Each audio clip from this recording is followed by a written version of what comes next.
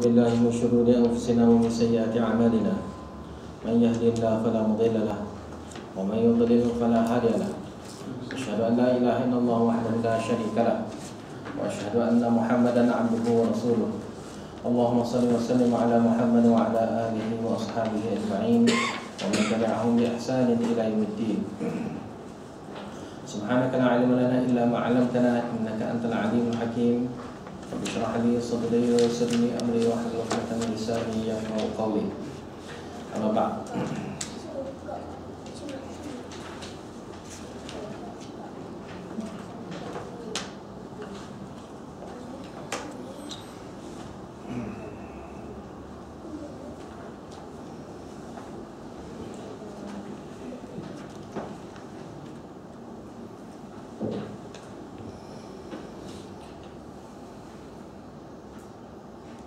Hadis sambung yang keempat, hadis yang keempat. Jadi baca sama kan. Qala Ibnu Syihab. Qala Ibnu Syihab. Wa akhbarani Abu Salamah. Ibnu Abdurrahman.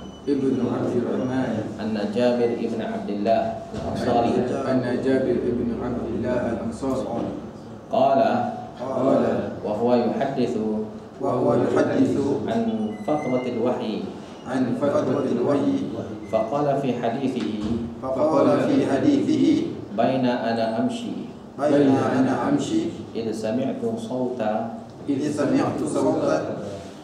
min as-sama'i farafa'tu basari fa idhal malaku alladhi ja'ani bihira'in jalisun ala kursiyyin baina as-sama'i wal ard faru'ibtu minhu faraja'tu faqultu zammiluni فأنزل الله تعالى يا أيها المدثر قم فأنذر وربك فكبر وثيابك فطهر والرجز فاهجر فحمي الوحي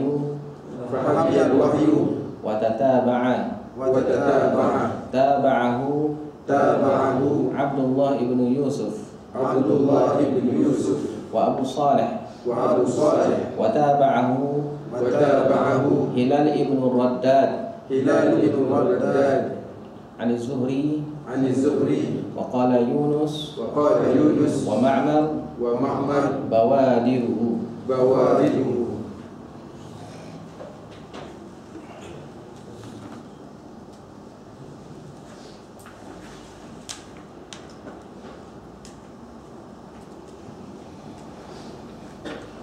Hadis yang keempat ni mari dah hak jenis rumit. Kita akan cuba hak yang baru ni adalah hadis yang bermulanya dengan cara penulisan yang rumit untuk difahami. Jadi Imam Bukhari mengeluarkan perkataan qala Ibnu Syihab. Hadis baru tapi perkataan mula-mula qala. Perkataan yang mula-mula itu adalah qala.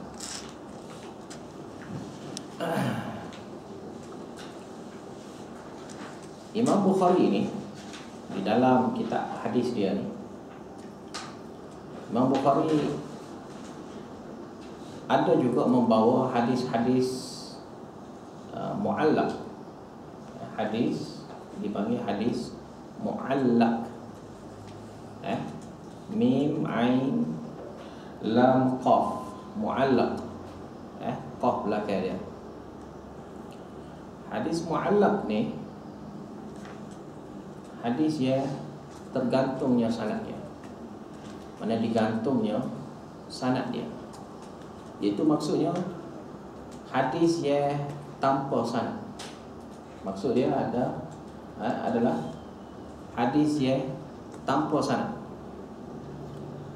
Dan seperti mana mengikut pendapat dan seperti mana yang sudah difahami oleh ahli hadis, setiap hadis mesti bersambung sanad daripada Nabi, daripada perawi hinggalah ke Nabi SAW, mesti bersambung.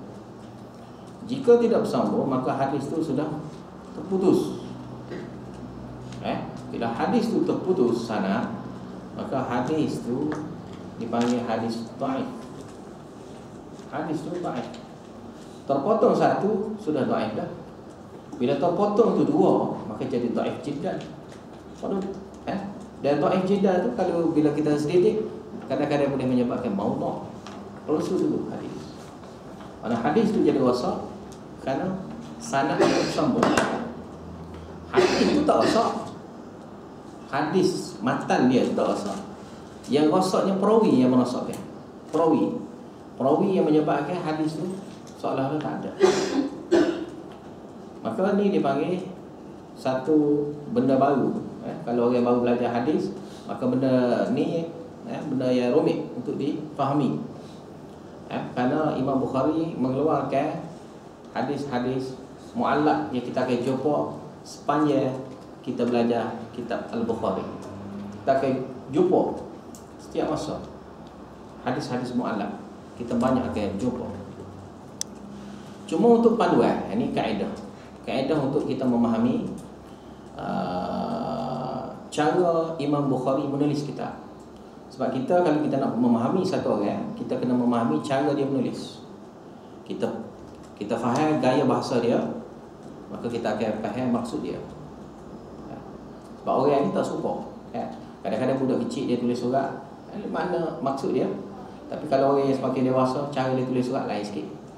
Bila orang yang tua, lebih tua, orang yang berilmu, maka cara dia menulis pun lain. Maka ni adalah kitab ilmu ataupun surat ilmu lah. Jadi kita kena faham cara orang berilmu menulis. Dan siapa dia yang tak faham cara orang berilmu menulis, maka dia tak akan faham ilmu dia, ilmu orang tu. Sebab tu kalau siapa dia yang belajar bahasa Arab, maka mula-mula sekali kita kena faham adalah gaya penulisan penulis. Biasa kalau orang belajar daripada tahun 1, tahun 2 hanya nak basic untuk pandai ilmu nausarah lah, bahasa apa semua kan. Tapi bila pergi pada tahun 4, biasa kalau pengajian di Pakistan dan mana-mana tempat lah, biasanya bila tahun ke-4, tahun ke-5 ni kita belajar ilmu untuk memahami gaya bahasa. Gaya bahasa. Sebab kita tak faham gaya bahasa dia, kita tak faham kitab dia. Maka begitu juga dengan kitab Al-Bukhari. Kita nak faham kitab isi kandungan ilmu yang ada dalam kitab Al-Bukhari, maka kita kena faham gaya bahasa dia.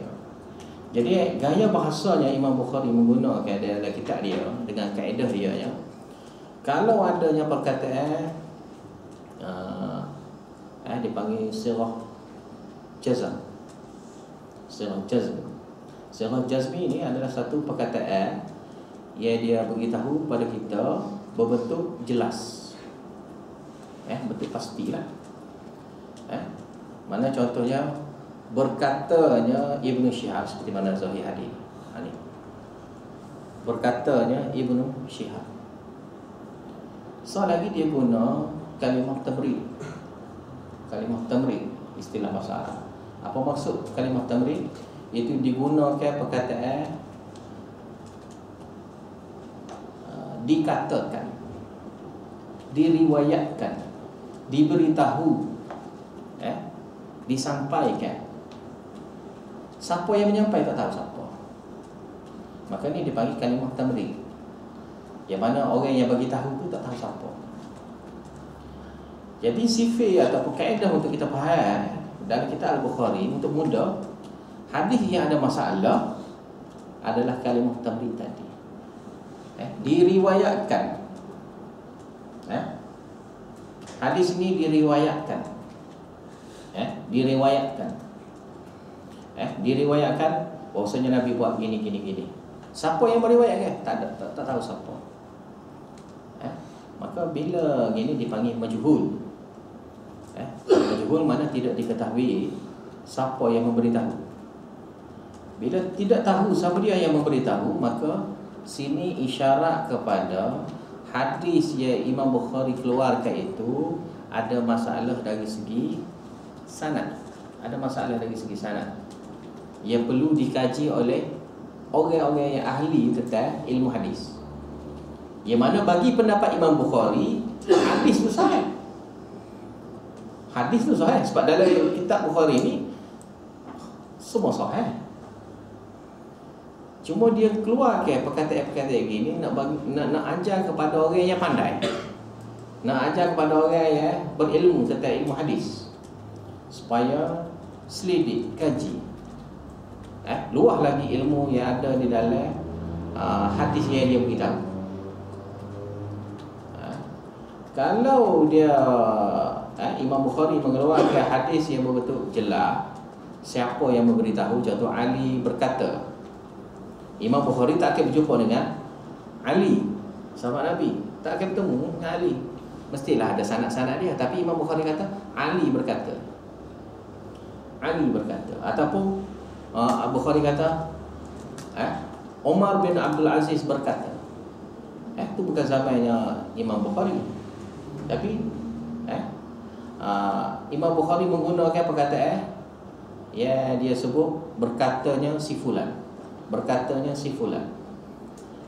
Maka perkataan ataupun matan hadis yang Imam Bukhari nak keluarkan itu memberi isyarat kepada hadis itu tidak ada masalah. Tapi kalaulah hadis yang diberitahu oleh Imam Bukhari itu Imam Bukhari sembunyikan nama orang yang meriwayatkan, hadis itu masalah. Diriwayatkan bahawa Nabi buat gini. Ini siapa yang beritahu? Tadi meriwayatkan Ali meriwayatkan Nabi berkata. Terpotong sanad juga, tapi Imam Bukhari guna perkataan Ali berkata. Berbeza dengan ada orang beritahu Ali berkata. Ini lain. Ali berkata, ada orang berkata Ali kata, tak serupa. Faham? Boleh faham sini? Ada Ali berkata. Ni dipanggil perkataan yang merujuk kepada hadis itu jelas. Hadis itu sahih bagi Imam Bukhari dan hadis itu tak ada masalah. Tapi kadang-kadang Imam Bukhari berkata ada orang kata Ali kata. Siapa yang kata tak tahulah. Tapi Ali lah yang katanya. Ada yang kata Ali kata. Maka sini hadis yang hendak diberitahu oleh Imam Bukhari itu hadis itu ada masalah. Tapi kena faham, Imam Bukhari ini dia mengeluarkan hadis daripada hadis-hadis yang sahih. Dia tapis hadis yang sahih, dia buat kitab Al-Bukhari. Bukannya Imam Bukhari tapis hadis yang bercampur hadis sahih dengan dhaif. Imam Bukhari tidak tapis hadis yang bercampur yang sahih dengan dhaif. Imam Bukhari tapis hadis yang sahih untuk dimasukkan dalam kitab Bukhari. Mana tapis dua kali tapis.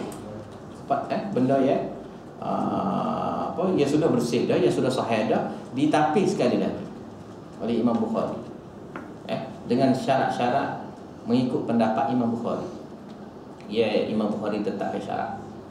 Maka jadilah kitab yang ada pada kita ni kitab Bukhari, kitab Sahih Al-Bukhari.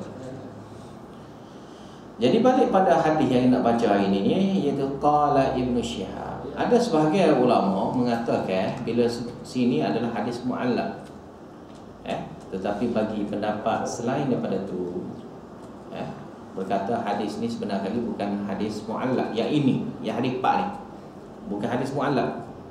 Qala Ibnu Syihab situ bukan hadis mu'allaq kerana ada huruf waw selepas pada Ibnu Syihab. Kerana bersambung sanad dengan hadis yang ketiga. Bersambung sanad dengan hadis yang ketiga. Kita tengok pada hadis yang ketiga. Yang mana daripada yang ketiga tu ada juga Ibnu Syihab. Perhati tengok hadis yang nombor 3. Hadatsana Yahya ibn Bukair qala akhbarana Lais an Uqail an Ibn Shihab. Apa? Situ an Ibn Shihab. Dan yang ni yang kita yang berkata sama Ibn Shihab. Jadi Imam Bukhari kaitkan hadis yang nombor 3 masuk ke hadis yang keempat hadis yang keempat ni dia masuk ke dalam hadis yang nombor 3. Dengan cara pembahagian sanad. Sanad dia tu jalur ya atas sama, tapi daripada Ibn Shihab berpecah pada beberapa bahagian pula. Maknanya Ibn Shihab ambil daripada Urwah, selepas pada tu Ibn Shihab juga ambil daripada Abu Salamah. Faham? Mudah itu faham. Boleh faham tak? Tak jelas. Tengok hadis nombor 3. Hadatsana Yahya bin Bukair qala akhbarana Lais an Uqail an Ibn Shihab. Jumpa dah hadis tu. Hadis nombor 3 yang ada perkataan Ibn Shihab. Jadi Ibn Shihab tu dilangkah pada hadis yang keempat. Mana diletak pada hadis yang keempat ada 2 sanad baru. Mana ada sanad baru. Satu sanad yang nombor 3, hadis nombor 3. Satu sanad ayat hadis yang nombor 4. Sebab tu ada perkataan wow. Mana Ibn Shihab belajar daripada Urwah, Ibn Shihab juga belajar daripada Abu Salamah. 2. Sambungnya daripada hadis yang panjang sambung. Hadis hak panjang iaitu hadis yang nombor 3. Itu maksud dia nya Ibn Shihab berkata yang dia riwayatkan daripada Abu Salamah, hadis itu adalah sama seperti mana hadis nombor 3. Isi dia maksudnya cerita Nabi berada di Gua Hira. Mana cerita tu cerita sama, cuma ada tambahan. Ada tambahan baru, iaitu tambahan cerita yang baru yang hadis nombor 4 nak beritahu. Tak baca lagi lah. Yang hadis nombor 3 tu hadis tu panjang dah. Cerita sampai dah jumpa dengan jumpa Waraqah bin Naufal. Cerita yang mana Nabi berjumpa dengan Waraqah bin Naufal. Jadi habis itu ngelas sekali cerita berhentinya wahyu. Fataran wahyu. Hadis yang akhir sekali yang nombor 3 tu ada sebut fataran wahyu. Maka terhentinya wahyu beberapa masa. Dan beberapa masa sini ada beritahunya lebih kurang 3 tahun. 3 tahun berhentinya turun wahyu. Jadi sambung pada hadis yang nombor 3. Hadis yang nombor 4 ni adalah siri sambungnya. Hadis yang nombor 4 adalah siri sambungnya daripada hadis nombor 3. Maka qala Ibn Shihab, berkatanya Ibn Shihab, hadis yang sama seperti mana hadis yang nombor 3, cuma ada tambahan yang riwayat Abu Salamah. Tu ya. Faham? Mana ada tambahan yang riwayat daripada Abu Salamah. Abu Salamah menambah memberitahunya hadis yang akan diberitahu. Itulah. Adanya tambahnya isnad lah. Macam tambah sanad baru. Tambah sanad baru dengan matan baru. Matan ni mana isi hadis. Matan mana isi hadis. Sanad mana jalur hadis. Hal ni kena ingat dalam kepala lah. Sanad maknanya jalur hadis tu, perawi itu dipanggil sanad. Matan hadis maknanya isi hadisnya. Perkataan Nabi kata apalah, buat apalah. Tu dia panggil matan hadis. Mana matan ni kalau terjemah bahasa Melayu teks hadis. Teks hadis.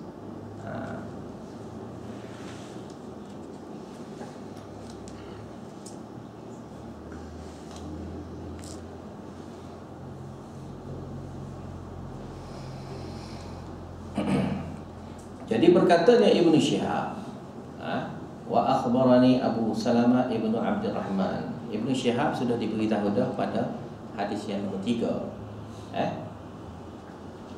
Iaitu Ibn Shihab situ, Ibn Shihab situ. Shihab itu adalah tuk kepada tuk dia. Shihab tu bukan ayah dia. Cuma gelar masyhur dipanggil dia ni sebagai Ibnu Syihab. Orang ni kadang-kadang diberi nama dia tu dengan gelar tok dia. Tapi Ibnu Syihab ni dia ni diberi gelar nama tok kepada tok dia.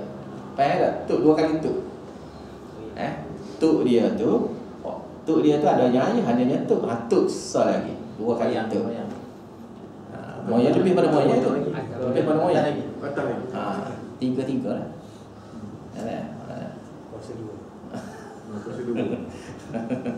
Jadi sebab tu saya kata tu tuk pada tuk. Tuk pada tuk. Tuk pada tuk dia nama Ibn Syihab nama dia. Dan gelaran dia Az-Zuhri. Kita akan cukup banyaklah Az-Zuhri. Kadang-kadang Imam Bukhari menama dia. Kadang-kadang Imam Bukhari memberi nama julukan dia. Wa akhbarani Abu Salamah, dan perkataan dan situ ada maksudlah waw situ dengan makna dan situ adalah maksudnya seperti mana huraian tadi, iaitu hadis yang nombor 4 bersama dengan hadis yang nombor 3. Sebab tu ada perkataan dan. Satu saja perkataan iaitu dan tu maksud dia untuk bersama dengan hadis yang nombor 3, iaitu bersambung dari segi sanad.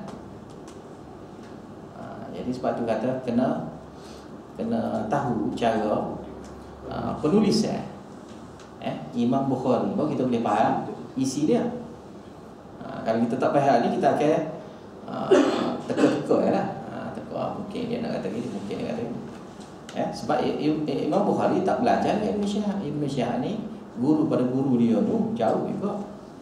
Sebab Ibn nak boleh kepada Ibn Syihab, Imam Bukhari belajar dengan Yahya bin Bukair. Bukair pula Ibn Bukair belajar dengan Al-Lais. Al-Lais belajar daripada Uqail. Selepas daripada Uqail tu ada Ibn Syihab, berapa generasi? Berapa generasi situ. Jadi Ibn Syihab ni bukan gurunya Imam Bukhari, tapi guru pada guru dia. Barulah bertemu Ibn Syihab.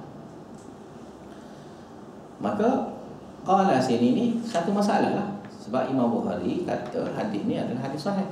Maka bila hadis sahih mestilah ada maksud dia. Dan hadis ni hadis yang nombor 4. Mana hadis nombor 4 sanad depan tak ada. Bila sanad depan tak ada, maksudnya sanad dia sudah ada, iaitu bersama dengan sanad yang nombor 3. Wa akhbarani Abu Salamah, dan telah menceritakan kepada aku Abu Salamah bin Abdul Rahman.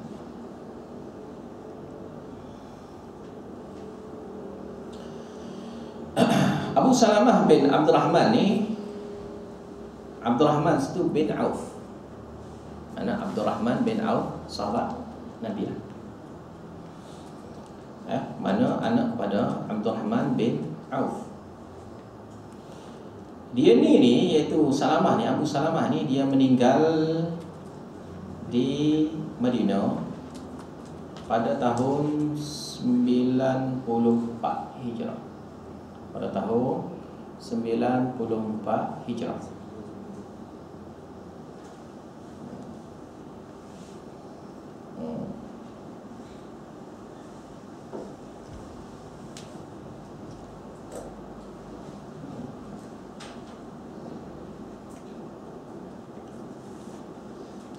Anna Jabir ibn Abdullah, semuanya Jabir bin Abdullah. Jabir bin Abdullah. Jabir bin Abdullah itu bin Amr bin Amr Al-Ansari. Ansar pula dia Bani Khazraj, Al-Khazraji.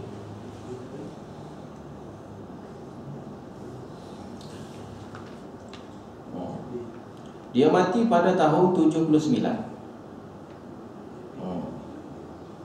Jabir bin Abdullah ni sahabat besar, dan dia antara sahabat yang mati akhir di Madinah. Yang mati di Madinah yang akhir Jabir bin Abdullah. Itu mati pada tahun 79.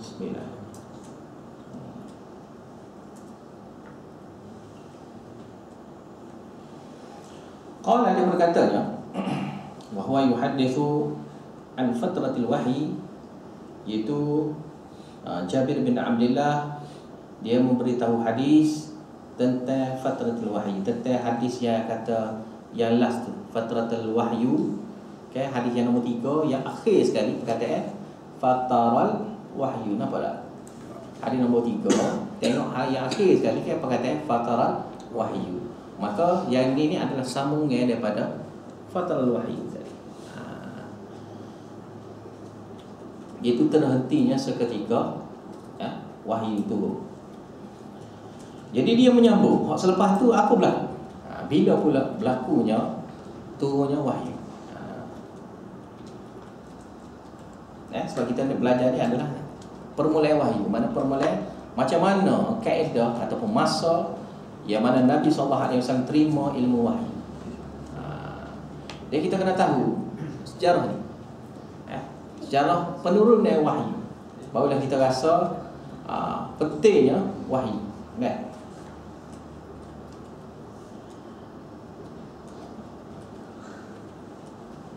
Faqala, lalu berkatanya dia fi hadithihi, di dalam hadis dia itu dia ada menyebut baina ana amshi sami'tu sautan minas sama'i. Itu tak kalanya aku berjalan, iaitu aku berjalan situ adalah perkataan Nabi. Sebab sambungan daripada hadis sebelum. Itu aku berjalan, tiba-tibanya aku mendengarnya suara minas sama'i, di langit. Farafa'tu basari, lalu aku pun mengangkat pandangan aku melihat ke atas. Fa'idal malak, maka tiba-tibanya yang dilihat adalah malaikat. Alladhi ja'ani bihira, yang mana malaikat itulah juga ia datang bertemu aku di Gua Hira. Dia buat apa? Jalisun ala kursi. Dia duduk atas kursi. Duduk atas kursi. Bainas samai wal ard, di antara langit dan juga bumi. Macam mana tu tidak ada huraian. Iaitu Nabi sallallahu alaihi wasallam dia nampak tahunya hakikat sebenar macam mana. Mana berada di antara langit dan juga bumi, dan dia pula duduk di atas kursi. Faru'ibtu minhu, maka bila aku tengok dia duduk atas kursi, duduk antara langit dan juga bumi, maka Nabi kata aku jadi ketakutan. Aku takut. Faru'ibtu ni bukan takut biasa. Wa'ibtu ni orang Arab kadang-kadang guna perkataan khauf, khasyah. Dan furi'tu ni dengan mana? Faza'. Faza'tu ni mana? Takut yang terkejut. Takut yang terkejut. Siapa boleh pensel, boleh boleh rumah jatuh. Kalau rumah jatuh mati. Boleh gitu lah, lebih kurang gitu. Jenis orang Arab ni dia kaya bahasa. Jadi makna takut tu banyak jenis makna takut. Jadi takut yang ni kalau kita katakan supaya orang tengok hati lah. Apa tengok hati kan? Menepik tengok hati. Orang kan ada orang tu isteri ke apa kan? Kata tak tengok hati, tengok lembaga lah apa kan. Jadi dia tengok terkejut dia tu kerana bukan takut biasa, takut ya siapa pucat muka kan. Siapa boleh pensel pun ada, siapa isteri apa ada. Kerana takut. Dari sini jelaslah Nabi SAW mempunyai perasaan takut. Sebagai manusia biasa, satu orang manusia, ya Allah Ta'ala bagi kepada dia wahyu, dan wahyu pun memang dia sama dengan kita, yang mana manusia dia ada perasaan takut, perasaan terkejut. Tengok rimah depan mata terkejut kalau nak lari tak cukup tanah lah, maknanya nak lari bila tengok rimau depan mata. Maka perasaan takut tu bukan takut biasa. Kalau kita duduk di dalam kereta atau duduk atas jalan sama ada kalau kita cerita tentang rimau, kalau kamu sersepok dengan rimau macam mana, jadi kita akan rasa takut. Tapi bila terserempak betul dengan harimau, maka takut ia tu tak sama dengan kita bagi tahu. Hak kita hak duduk kita duduk kecek tu, hak kita duduk ayat tu tak sama. Sebab bila di depan ni barulah tahu ni rimau ni begini takut dia. Mari ular depan mata, beginilah takut dia. Jadi ni dapat kata fuzi'tu, iaitu Nabi sallallahu alaihi wasallam kata aku ketakutan. Terjemah gitu ya kan. Tapi makna seperti mana maksud tadi. Faraja'tu, lalu balik. Sama, iaitu sama dengan hadis sebelum, mana balik. Bila takut tak duduk situ lah, takut lari lah, lari balik. Apa situ dia? Bila kita tengok rimah depan mata, dekat nak duduk situ, lari tak ikut tanah. Jadi takut, maka Nabi SAW balik. Faqultu, lalu aku berkatanya, Zamiluni, selimutkanlah. Fa'anzalallahu ta'ala, lalu Allah Ta'ala menurunkan ayat Qur'annya, ya ayyuhal muddaththir. Sininya Imam Bukhari nak ajar kepada kita ayat yang turun mula-mulanya, antaranya apa? Ayat yang turun mula-mula iaitu Iqra. Selepas pada tu dia bagi tahu ya sini ya ayyuhal muddaththir. Tapi dia ada satu lagi iaitu ya ayyuhal muzammil. Cuma dia bagi tahu ini tidak secara tertib kerana cerita ni sudah masyhur. Cerita tu sudah masyhur. Jadi ya ayyuhal muddaththir, wahai orang yang berselimut. Muddaththir dengan muzammil satu makna. Qum fa'anzir, bangunlah dan berilah peringatan. Wa rabbaka fakabbir, dan terhadap Rabb kamu maka hendaklah kamu besarkan. Besarkan dengan lidah, besarkan dengan tindakan, perbuatan kita. Wa thiyabaka fatahhir, dan pakaian kamu maka hendaklah kamu bersihkan. Itu bersih sini bersih zahir dia daripada kotoran biasa, dia juga kotoran najis. Wal rujza fahjur, dan benda yang keji iaitu segala pujian ataupun sembahyang selain daripada Allah Taala, fahjur, maka hendaklah tinggalkan semua. Fahami al-wahyu, maka turun selepas pada tu maka banyaknya turunnya wahyu. Wa tataba'ada, berturut-turutnya turunnya wahyu kepada Nabi sallallahu alaihi wasallam selepas pada peristiwanya.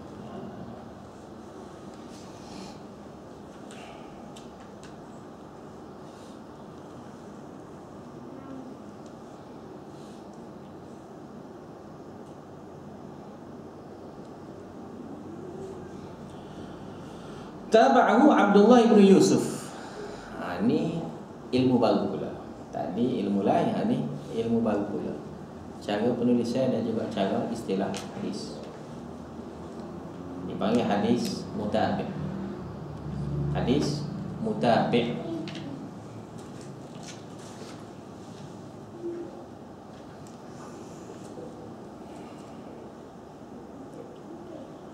Jadi taba'ahu Abdullah, maksud hadis mutabi' sini adalah yang turut meriwayatkan hadis ini. Yang turut meriwayatkan hadis ini, iaitu orang yang turut meriwayatkan hadis ini adalah Abdullah bin Yusuf. Abdullah bin Yusuf.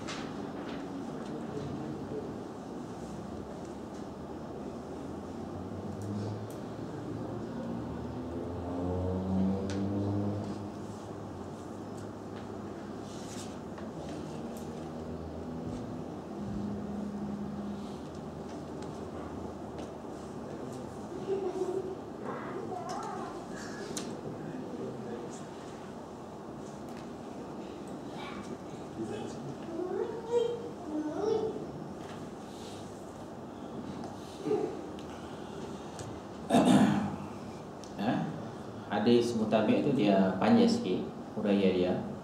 Jadi bila kita nanti lain masa lah kita kata secara detail lah. Cuma sini untuk mudah lah, iaitu mutabi' sini maknanya yang meriwayatkan hadis ini adalah Abdullah bin Yusuf dan juga Abu Saleh.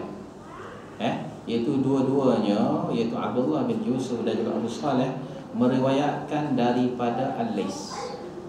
Daripada Al-Lais tu kena tengok pula hadis nombor 3. Payah sikit hadis nombor 4 ni memang payah sikit lah.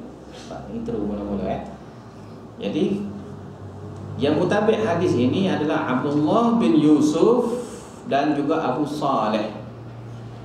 Yang dua tu meriwayatkan dari Al-Lais. Al-Lais tu tengok hadis nombor 3 telah menceritakan kepada kami Yahya bin Bukair. Dan telah menceritakan kepada kami Al-Lais. Jadi Abdullah bin Yusuf dan juga Abu Saleh adalah perawi baru, iaitu guru barunya Imam Bukhari yang memberitahu hadis yang sama, yang meriwayatkan daripada Al-Lais. Bukan seorang. Mana? Ada dua orang lagi. Ada dua orang lagi. Faham kan? Yang bawah tu hadis mutabi' ni maknanya yang bawah dia tu serupa lah. Depan saja tak serupa. Yang selepas pada tu serupa. Mana maksudnya matan hadis, teks hadis tu sama. Rawi yang atas depan mula-mula tu yang lain sikit. Tapi start daripada Al-Lais sampai ke bawah tu sama ya. Al-Lais riwayat daripada Aqil, Uqail daripada Ibn Syihab daripada Urwah bin Zubair daripada Aisyah bin Mu'minin sampai habis tu sama ya. Cuma yang rawi yang atas daripada Al-Lais, kalau hadis nombor 3 Yahya bin Bukair. Bukair. Yang ini pula Abdullah bin Yusuf dan juga Abu Saleh. Lepas pada itunya wataba'ahu Hilal ibnu Raddad an Zuhri. Yang ini pula mutabi' di tempat lain pula. Mutabi' di tempat lain pula. Ni mutabi' di tempat Az-Zuhri, iaitu di tempat Ibn Syihab. Az-Zuhri situ maksudnya Ibn Syihab. Tanda lah kan, Az-Zuhri maknanya Ibn Syihab.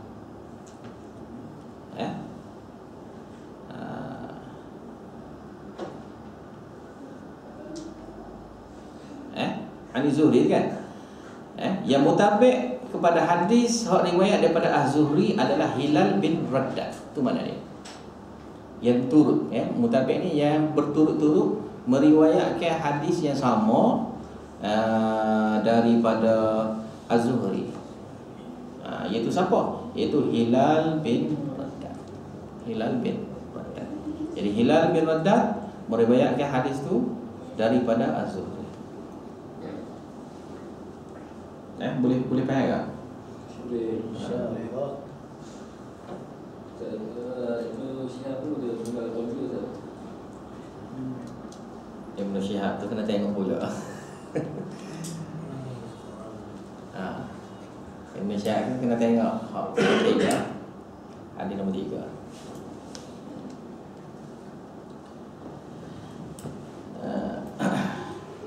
Jadi Hilal bin Raddad yang mutabi' hadis daripada Az-Zuhri. Dan berkatanya sambung pula waqala Yunus wa Ma'mar. Dan ni hak lain pula. Ni hak Imam Bukhari dia selit-selitkan secara ringkas. Semua tu ringkas-ringkas. Dan berkatanya Yunus dan juga Ma'mar bahawa dia rujuk. Yunus itu adalah Yunus bin Yazid bin Mishkan Al-Aili, tabi'in, yang mati di Mesir pada tahun 159. Itu 159 tabi'in yang mati di Mesir. Dan juga Ma'mar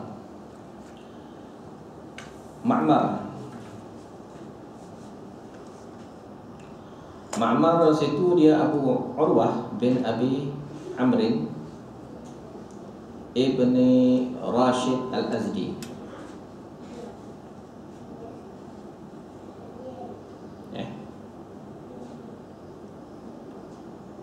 Dia mati pada tahunnya 152 ataupun 53. Tapi yang akhir itu adalah hadis mu'allaq. Yang akhir itu tak sama dengan hadis yang nombor 3, nombor 4. Cuma hadis ni adalah hadis mu'allaq. Orang tabi'in kan? Imam Bukhari mana bertemu dengan tabi'in. Cuma Imam Bukhari keluarkan hadis mu'allaq yang mana sengaja dipotong sanad dia tu. Imam Bukhari sengaja potong kerana bagi dianya riwayat yang daripada Yunus dan juga Ma'mar adalah riwayat daripada jalur-jalur semua daripada orang-orang yang boleh dipercayai, iaitu siqah. Jadi Yunus dan juga Ma'mar berkata iaitu bawa diruhu. Tu saja ya tambahannya. Dalam matan hadis ada tambahannya bawa diruhu ganti kepada perkataan fuaduhu. Mana fuaduhu? Hadis nombor 3 dah. Hadis nombor 3 tu ada perkataan fuaduhu.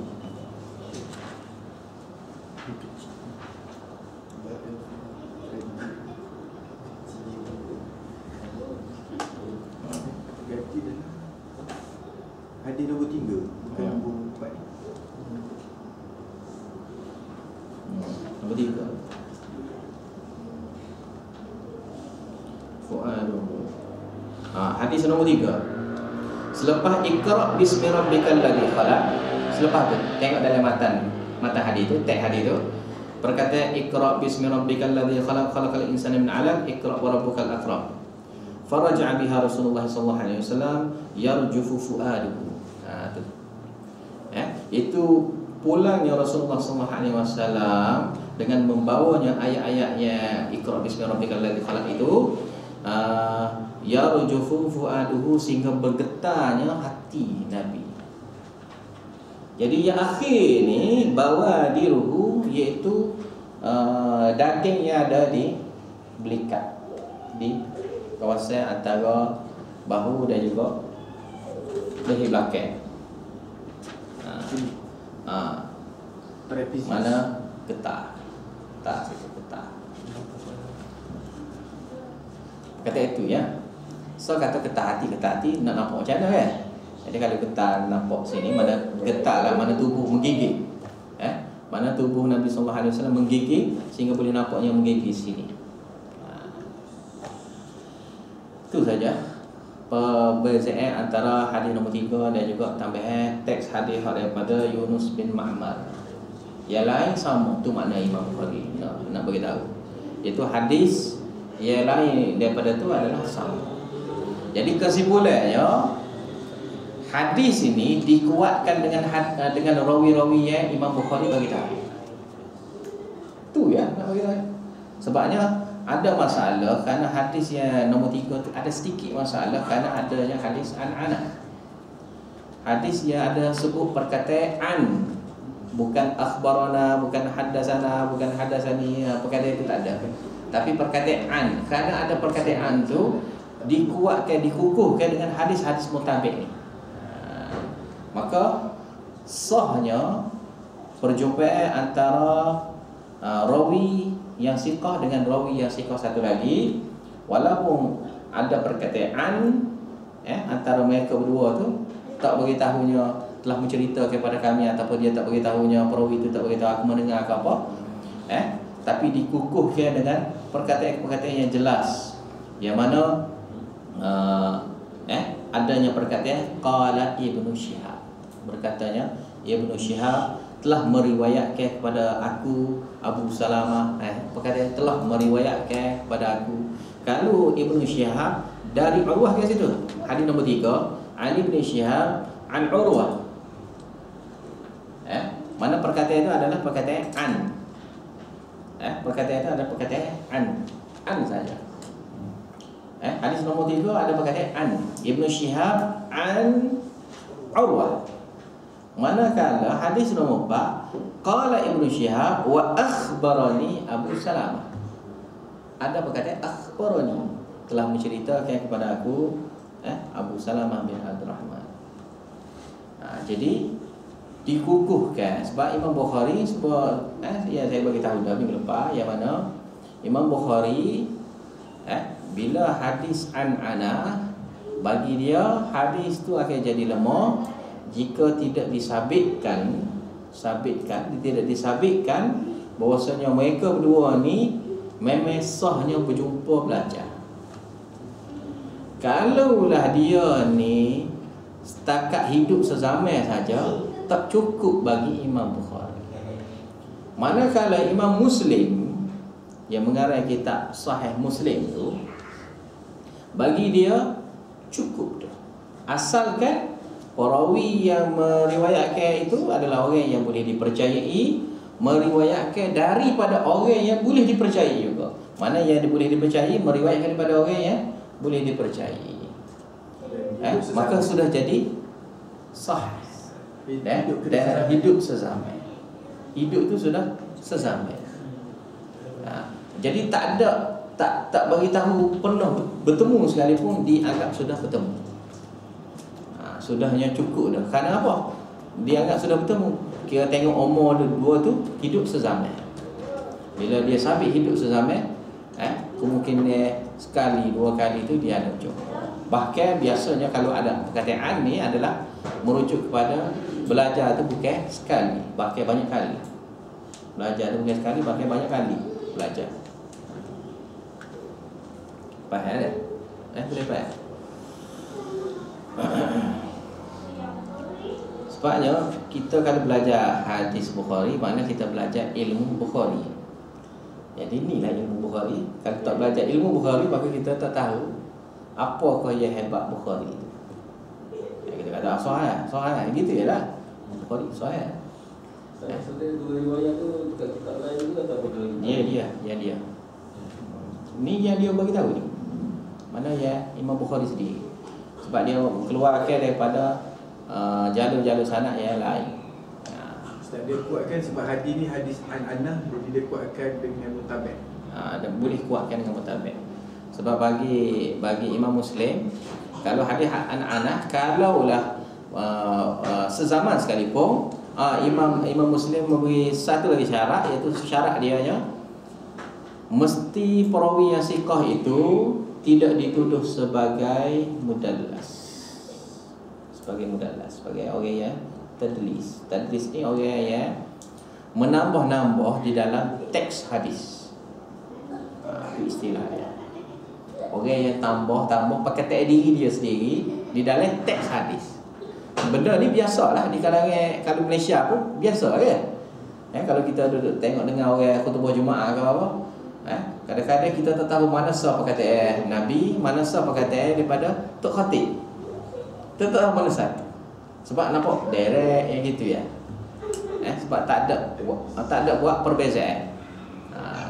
Kadang-kadang boleh dibezakan dengan bunyi dia ataupun dengan lagu dia. Sebab cara Pakistan biasanya dia, kalau teks tu adalah teks hadis, dia baca dengan cara berlagu. Supaya untuk dibezakan.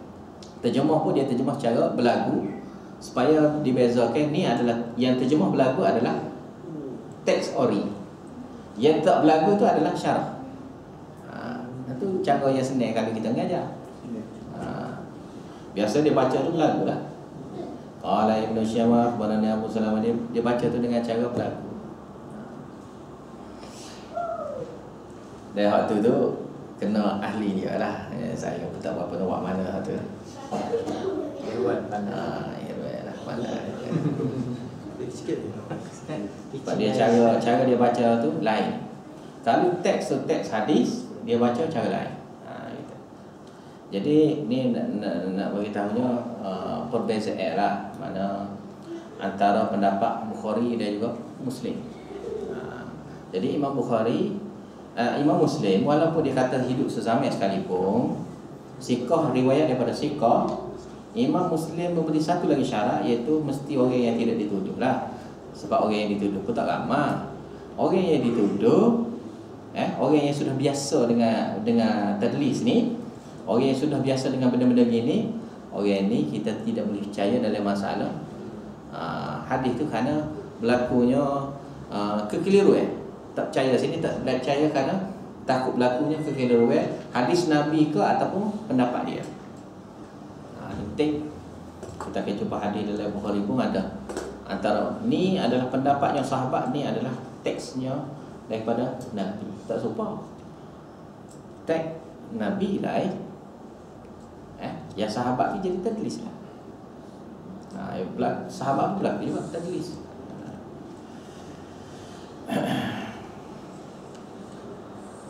Tapi situ ada yang nombor 4.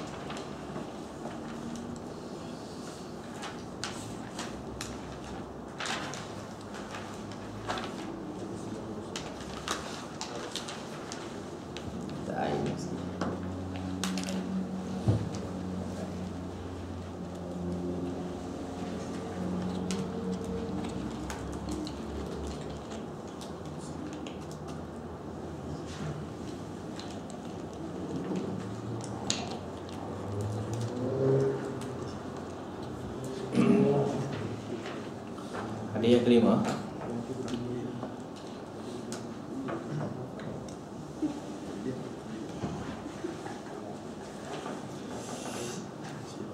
وبه قال حدثنا موسى بن إسماعيل قال أخبرنا أبو عوانة قال حدثنا موسى بن أبي عائشة. Tengok di kita.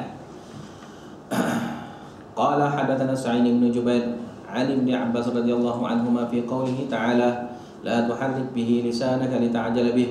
قال كان رسول الله صلى الله عليه وسلم يعالج من التنزيل شدة وكان مما يحرك شفتيه. فقال ابن عباس رضي الله عنهما فأنا أحركهما لك كما كان رسول الله صلى الله عليه وسلم يحركهما. وقال سعيد أنا أحركهما كما رأيت ابن عباس رضي الله عنهما يحركهما. فحرك شفتيه فأنزل الله تعالى لا تحرك به لسانك لتعجل به إن علينا جمعه وقرآنه. قال جمعه لك في صدرك وتقرأه فإذا قرأناه فاتبع قرآنه.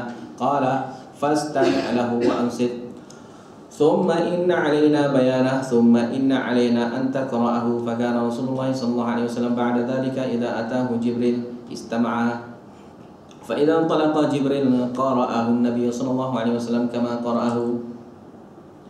Habis itu dengan sanad daripada Al-Bukhari, dengan sanad Bukhari, dengan sanad yang bersambung, sanad yang bersambung dengan Al-Bukhari. Berkatanya Al-Bukhari telah menceritakan kepada kami Musa bin Ismail.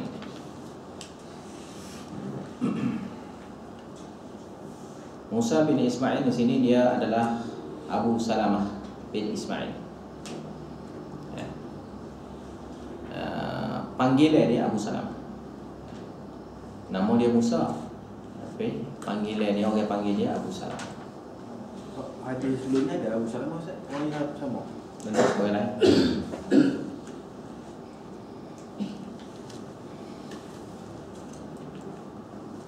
Yang Abu Salamah tu nama dia tu masyhur dengan nama panggilan. Ya macam nama Abu Bakar, Abu Hurairah. Dia masyhur dengan nama panggilan, bukan nama ori dia. Orang yang masyhur dengan nama panggilan. Kita panggil dia, panggilan dia tu lebih masyhur. Manakala yang ni Musa tu adalah nama dia betul, dan panggilan pun orang panggil Musa juga, tapi setengah-setengah orang yang kenal dia orang panggil Abu Salamah. Al-Minqari, Al-Minqari, Al-Minqari, itu nama nisbah dia. Nisbah dia, mana dia ni duduk di mana? Iaitu duduk di kawasan ataupun jenis orang Al-Minqari.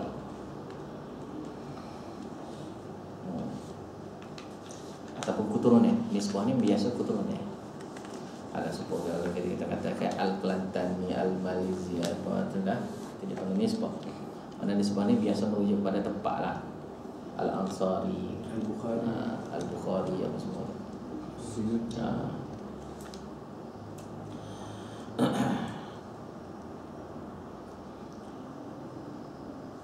Dia mati di Basrah. Basrah, Busrah, boleh baca dulu. Pada tahun 223. Qala hadatsana Abu Awanah, dia beritahu sini telah menceritakan kepada kami Abu Awanah. Abu Abu Awanah ni mati pada tahun 196. Qala, dia berkatanya, haddatsana Musa bin Abi Aisyah. Ceritanya kepada kami Musa bin Abi Aisyah. Itu dia ni Abul Hasan Al-Kufi. Abul Hasan Al-Kufi.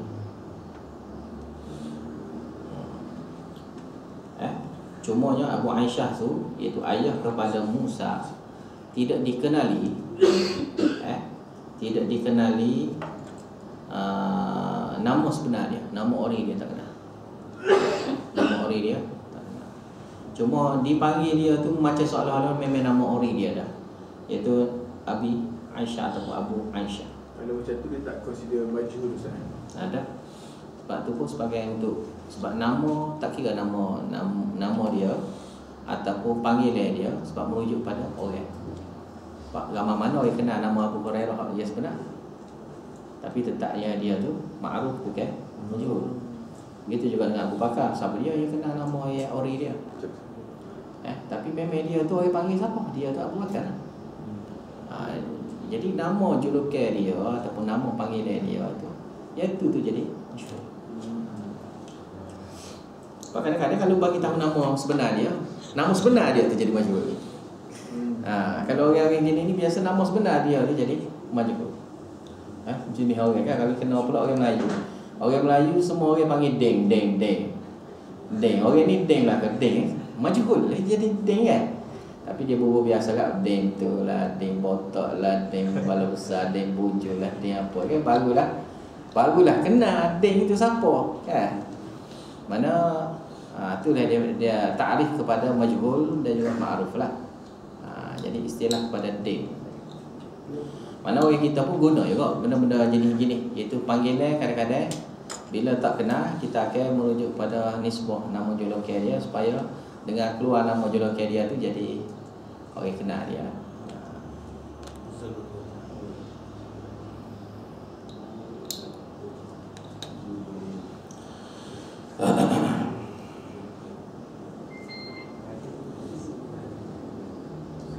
Qala hadatsana Sa'id bin Jubair, dia berkata yang telah menceritakan kepada kami Sa'id bin Jubair.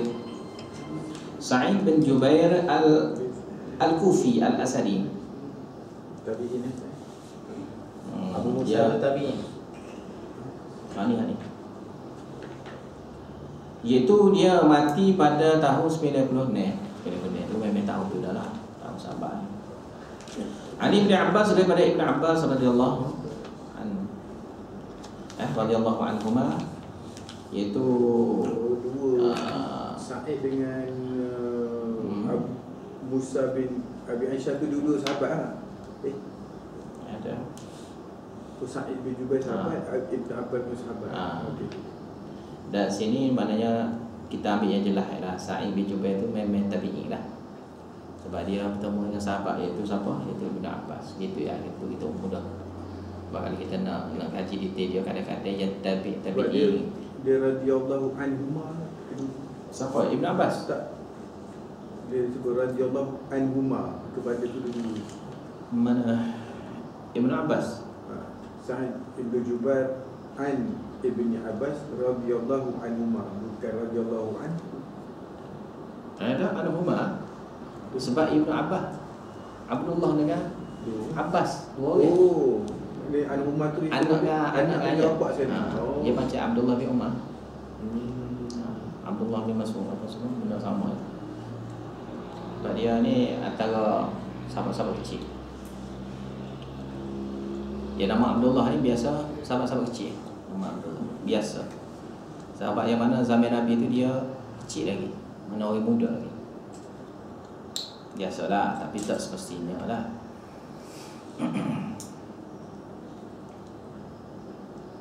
Dia berkatanya fi qaulihi ta'ala, iaitu tentang perkataan Allah Ta'ala, iaitu tentang tafsiran kepada ayat la tuharrik bihi lisanaka lita'jala bih. Itu janganlah kamu ya Muhammad menggerak-gerakkan lidah kamu kerana nak mempercepatkan menerima bacaan Jibril AS, nak terimanya baca Al-Quran itu. Qala kana Rasulullah sallallahu alaihi wasallam. Jadi berkatanya dia, iaitu berkatanya Ibn Abbas, kana Rasulullah sallallahu alaihi wasallam yu'aliju min at-tanzil. Min at-tanzil syiddatan.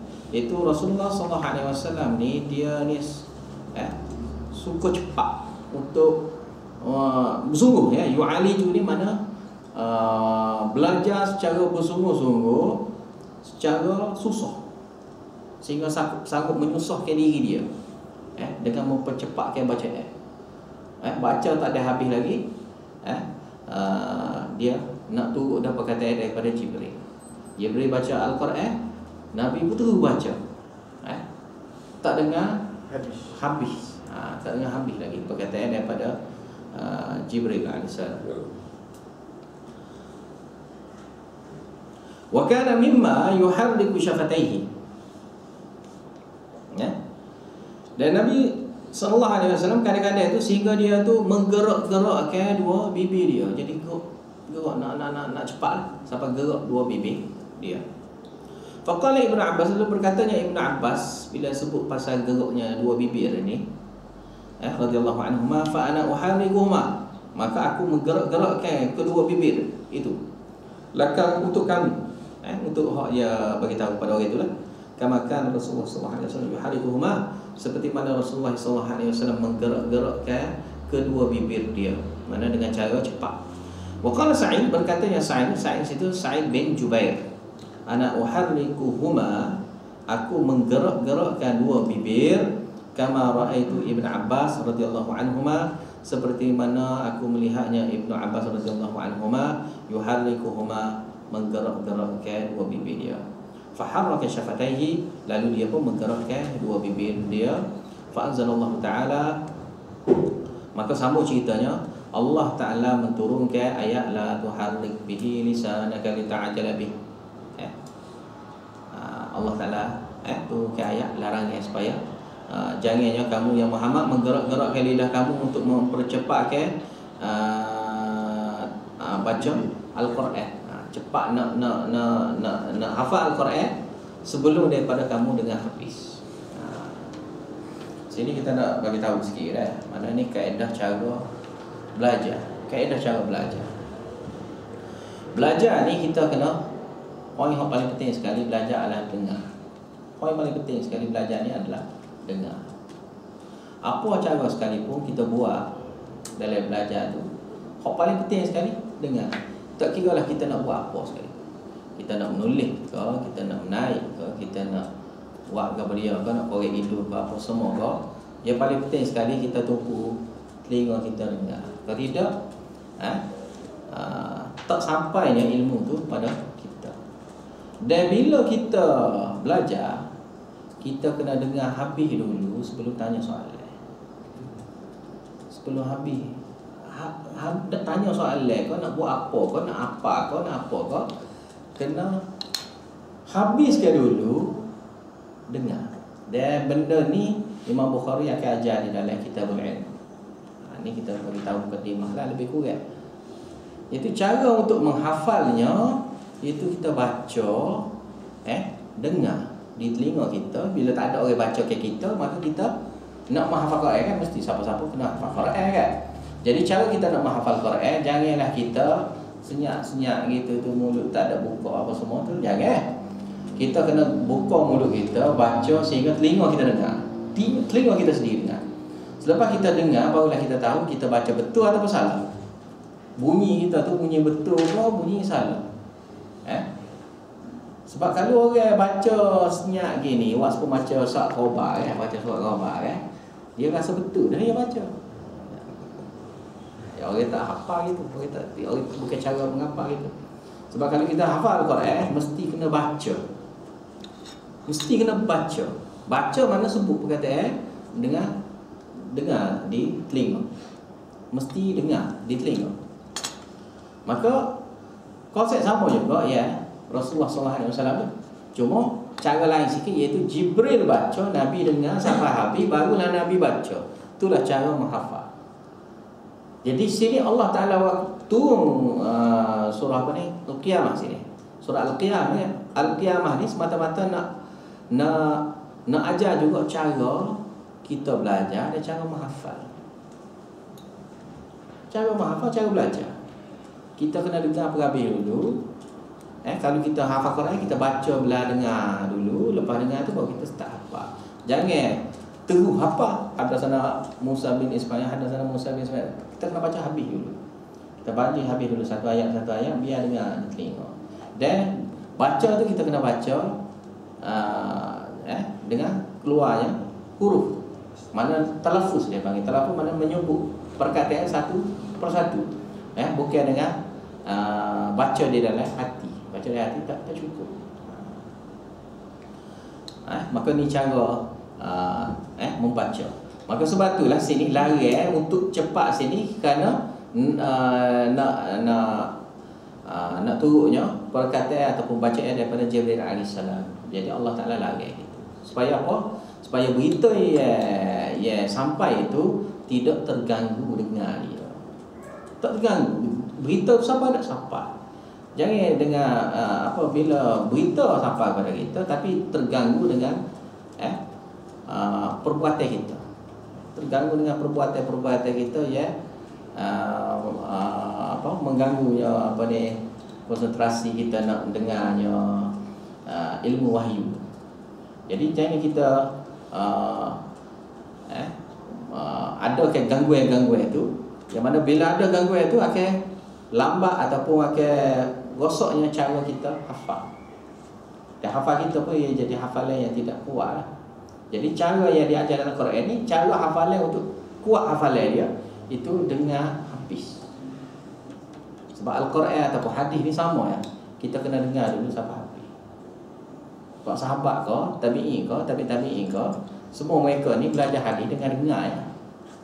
Cuma bahasa Melayu ni payah sebab orang bahasa Melayu ni dia kena terjemah. Sebab tu jadi lambat kerana terjemah. Tapi kalau kita ni orang yang faham bahasa Arab, kita boleh terjemah mana dah. Hanya dibacakan saja. Sekali baca faham. Sambung sini. Inna alaina jam'ahu wa qur'anah. Sungguhnya tanggungjawab kami. Ataupun alaina mana kewajipan kami. Jam'ahu mengumpulkan wahyu ni. Allah Ta'ala lah yang mengumpulkan. Wa qur'anah dan juga nak membacakan. Qur'anah dengan mana membacakan. Bukan Qur'anah dengan mana Quran. Bukan dengan mana Quran. Qur'anah situ dengan mana bacaan. Bacaan Al-Quran itu. Qala dia berkatanya jam'uhu laka fi sadrika, iaitu Allah Ta'ala kumpulkan di dalam dada kamu. Itu yang Allah Ta'ala lah yang berkuasa, yang bertanggungjawab dalam nak menyampaikan ilmu pada kamu sehingga kamu boleh hafal.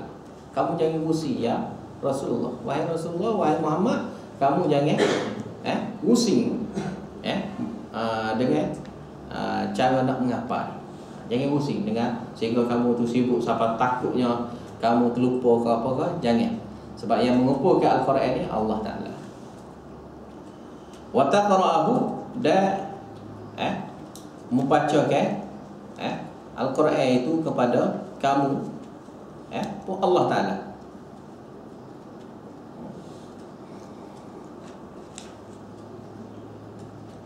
Iaitu Allah Ta'ala juga akan sekali sini wa taqra'ahu, iaitu kamu membaca ia.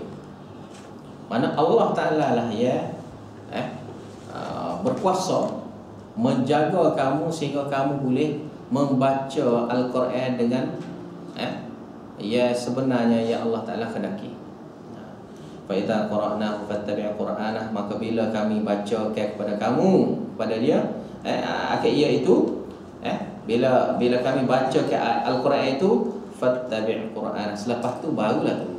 Mana bila selesai baca barulah tu baca. Qala fastami', iaitu fastami' lahu, kamu kena diam. Kamu kena diam kerana Al-Quran itu. Wa ansit, dan kamu diam Dua kali diam situ. Fastami', kamu dengar dan kamu diam. Kamu dengar dan juga kamu diam. Itu pakai ansik itu sendiri, diam ya, memerhati. Mana diam, kamu diam, lagi kamu mendengar. Bukan diam tu diam nak tidur ke apa. Diam ansik sini mana diam memperhatikan kata-kata yang dibaca. Summa inna alaina bayanah. Kemudiannya kamilah yang akan menjelaskan. Al-Quran, ilmu wahyu ni Allah Ta'ala lah yang menjelaskan. Iaitu diterjemahkan ataupun ditafsirkan oleh Ibn Abbas. Summa inna alaina an taqra'ahu.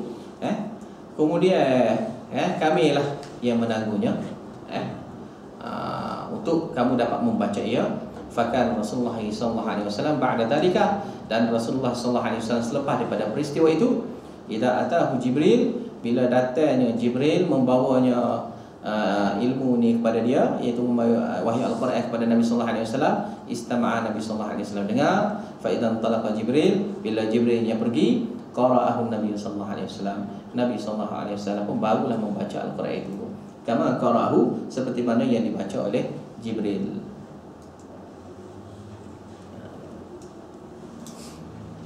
Yang ni pula hadis nombor 5, iaitu cara Nabi SAW menerima wahyu. Cara antara cara lain, mana menerima wahyu dengan cara menghafal wahyu. Sebab ilmu ni tak ada cara lain melainkan kena hafal.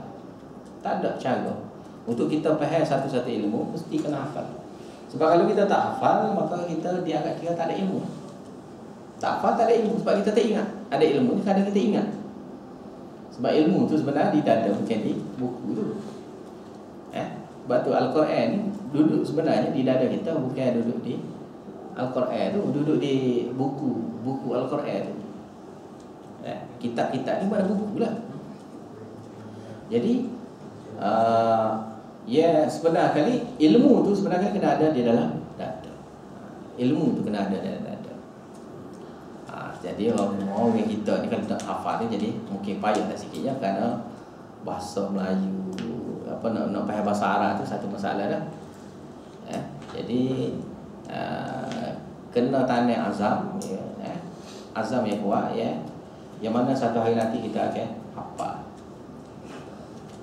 Kita tanam azam, aku akan hafal Quran, aku akan hafal hadis. Jangan kita aku orang Melayu, belah orang Arab sajalah hafal, ataupun biar ustaz sajalah hafal, aku tak payah hafal tak apa. Kita tak boleh buat begitu. Maka kita setiap ilmu ni kita kena hafal. Sebab kalau tak hafal, macam mana kita nak bagi tahu orang? Tak kira kita nak semua setiap masa tu apa, kita kena tengok buku semua. Jadi masalah dia lah. Dan kadang-kadang dengan ingatan ni lebih jelas lagi cara kita nak bagi tahu. Habis itu. Nanti yang kena tu esok dah. So, kau nak itu lagi ya? Ada nombor ni?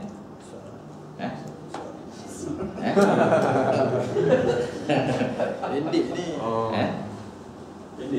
Pendek. Satu lagi. Satu lagi ya? 10.5 lah. 10.5 lah. 12 minit. Kita tanya betul suara ni. Mana beres lagi lah. Apa tak kantuk lagi? Ya. Boleh lah. Wabiyan qala hadatsana Abdan, dengan sanad daripada Al-Bukhari, berkatanya Al-Bukhari telah menceritakan kepada kami Abdan. Abdan situnya banyak Abdan di sini.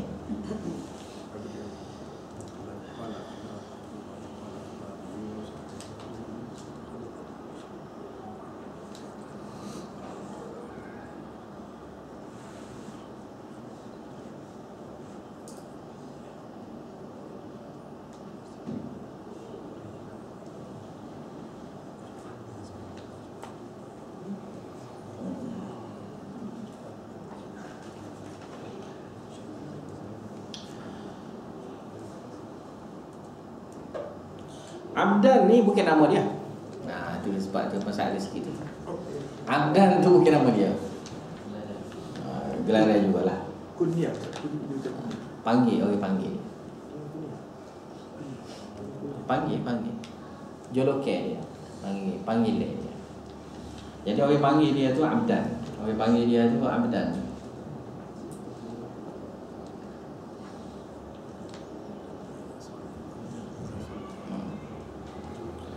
Abdan. Sini abdan. Qala akhbarana abdan sini abdan sini nama dia Abdullah bin Uthman bin Jablah. Abdullah bin Uthman bin Jablah meninggal pada tahun 222 atau 21. 22 atau 21.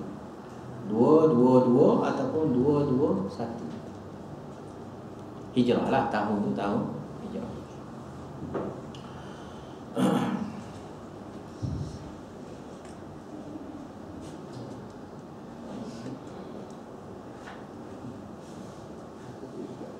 Qala akhbarana Abdullah, dia berkatanya telah menceritakan kepada kami Abdullah. Abdullah sini siapa? Abdullah sini adalah Abdullah bin Al-Mubarak, tabi'in. Tabi'in besar. Tabi'in besar. Abdullah bin Al-Mubarak. Tabi'in. Bukan tabi'in. Tabi'in. Mana anak murid kepada tabi'in. Anak murid kepada tabi'in dia. Abdullah bin Mubarak. Siapa dia ni? Dia adalah tabi'in yang masyhur dan juga yang hebat ilmu dia. Dan dia ni adalah orang yang siqah. Orang yang boleh dipercayai.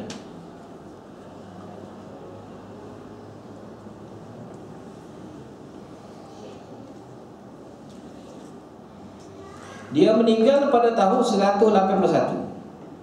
Dia meninggal pada tahun 181. Kalau dia berkatanya akhbarana Yunus, telah menceritakan kepada kami Yunus. Yunus itu adalah Yunus bin Yazid bin Mishkan Al-Aili. Ini sudah baca dah sebelum pada ni kan. Sebelum pada ni rujuk. Rujuk balik lah. Nama-nama tu yang saya sudah bagi tahu tu saya tak bagi tahu lah. Gitu lah, masa saya bagi tahu sikit-sikit gitu lah. Jadi kena sentiasa salih lah. Kalau semua nak bagi tahu umur dia, saya tak ingat tu umur dia. Sebab umur pun kita bagi tahu umur ni, sebenarnya kita bagi tahu mati bila.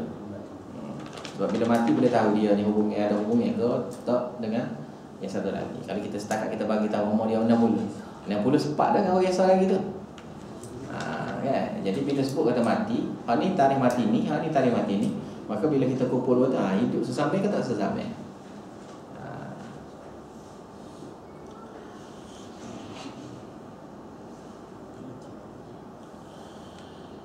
Qala ni berkatanya akhbarana Yunus, telah menceritakan kepada kami Yunus bin Yazid bin Mishkan Al-Aili.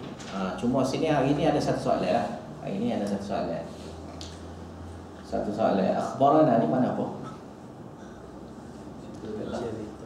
Telah menceritakan kepada kami. Maksud dia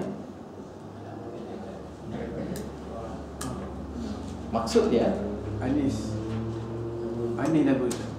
Nama dia Anis. Anis, nama Anis. Akhbarana. Baru jelek mata sikit. Akhbarana. Jadi akhbarana ni mana apa? Siapa boleh beritahu? Apabila dibaca, ada murid baca. Anak murid baca. Mana? Guru dengar. Atau orang lain semua dengar ayat dia terbaca. Dipanggil akhbarana. Sepatutnya benda ni kita kena ingat lah. Kena ingat sebab ni sifir mudah ya. Sifir mudah. Okay, mudah. Hadasana mana? Tubuh baca. Tubuh baca sesak mudah lah. Kalau hadasana, kalau terjemah memanglah kita terjemah telah menceritakan kepada kami. Saya tak terjemah beza dua tu. Akhbarana pun telah menceritakan kepada kami. Sebab makna dia sama ya. Hadasana, hadas dengan mana hadis, hadis dengan mana berita. Akhbarana khabar, khabar dengan mana berita juga kan. Kita kata surat khabar kan. Surat khabar kan mana berita. Apa ya? Qala akhbarana Yunus, telah menceritakan kepada kami Yunus An Zuhri daripada Az-Zuhri. Az-Zuhri siapa dia? Ibn Syihab lah. Az-Zuhri seperti tadi. Ulang sekali lagi ya, dia Muhammad bin Muslim bin dia, jadi kelas sekali. Muslim bin Abdullah bin Abdullah Syihab. Dia itulah kelas sekali pada Syihab lah.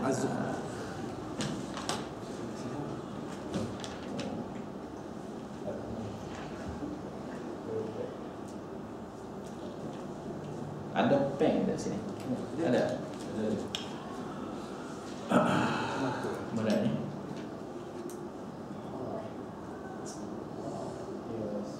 Zuhri. An Zuhri. Tengok balik hadis nombor 3. 4.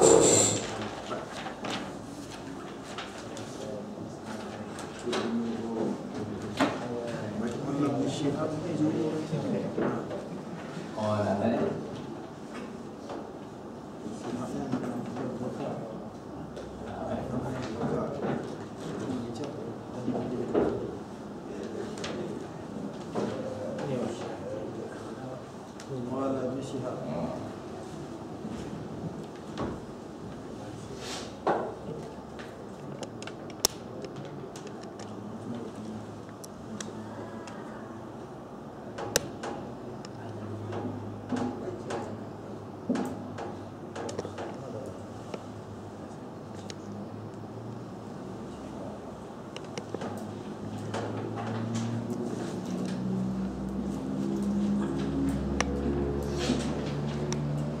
Rahman tak?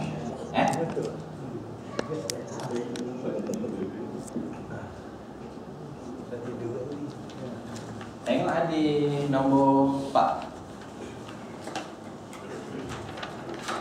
Hadis nombor 4.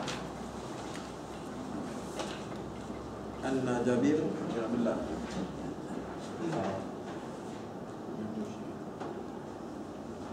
Ni masalah ni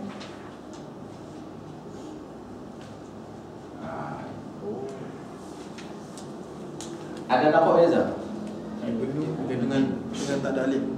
Alif dengan tak ada alif. Baca memang kita akan baca ada alif itu. Abu Salamah ibnu Abdurrahman. Memang kita baca ibnu, memang baca ibnu lah. Tapi soalannya, kenapa ni ada alif, yang ni tak ada alif? Itu soalan. Sebab bapak dia itu bukan. Sebab dia boleh lah tu. Okey lah. Kata-kata dah okey lah. Wah, surah pun. Dia sebenarnya ni, bila ni sudah jadi gelaran, ni sudah jadi gelaran, nama dia sebagai gelaran, bukan nama sebenar lah dia ni. Maka dibubuhnya alif.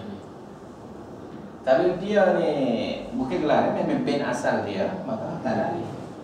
Sebab tu kalau Ibn Hajar kita ejanya Ibn Hajar gini. Ibn Hajar. Nanti tengok kalau ada siapa ada kitab Ibn Hajar, siapa ada Ibn Hajar begini eja dia. Ataupun Ibn Umar, ataupun Ibn Abbas. Ada ke hadis tadi Ibn Abbas? Ada. Tengok hadis Ibn Abbas hadis. Hadis nombor 4. Asalkan baris kedua. Ibn Abbas.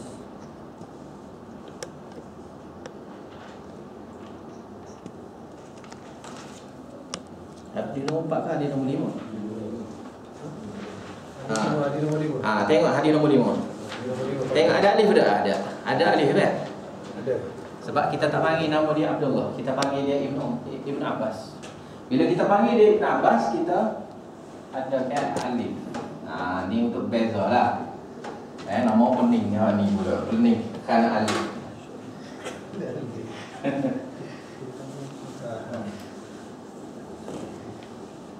Tu ya beza dia.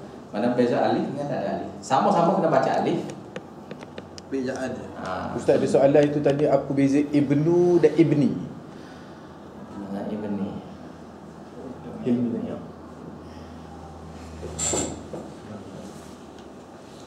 Ni tengok bagi sini. bawah, satu Tengok bagi sini. depan. Ni. Sebabnya sini ada fi'il. Bila fi'il kena bagi hadapan Ibnu. Ini akhbarani Abu Salamah. Abu ni Salamah tu bagi atas. Yang ini tak boleh baca ni, kena baca bagi bawah. Bagi atas, bagi dapat. Ni kena baca bagi dapat. Mana contoh apa itu? An lah kan? An. Ada an kan? Bila ada an, kalau ni kena baca ini lah. Nasab, rafa dan nasab beza. Beza dia ya, kerana ada ilmu nahwu kat sini ya. Rafa dan nasab. Fi'il tu kuda punya. Kerana ilmu nahwu lah, ilmu nahwu sor. Tu takkanlah kita nak bagi tahu lagi ni tu. Bayi tara besar bapa tara ibu tara bayi tara besar bapa tara masa rukun lah biar tadi lagi terus orang baca tu pening lah dia okey.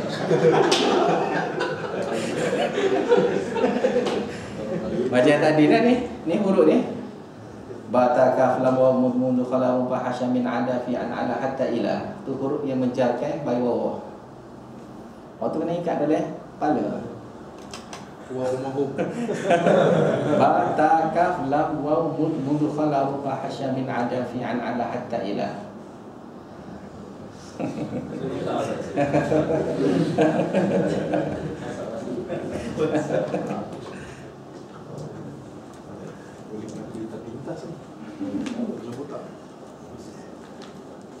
Berarti jadi soalan itu kerana tak belajar nama surah lah. Itu yang jawapan dia.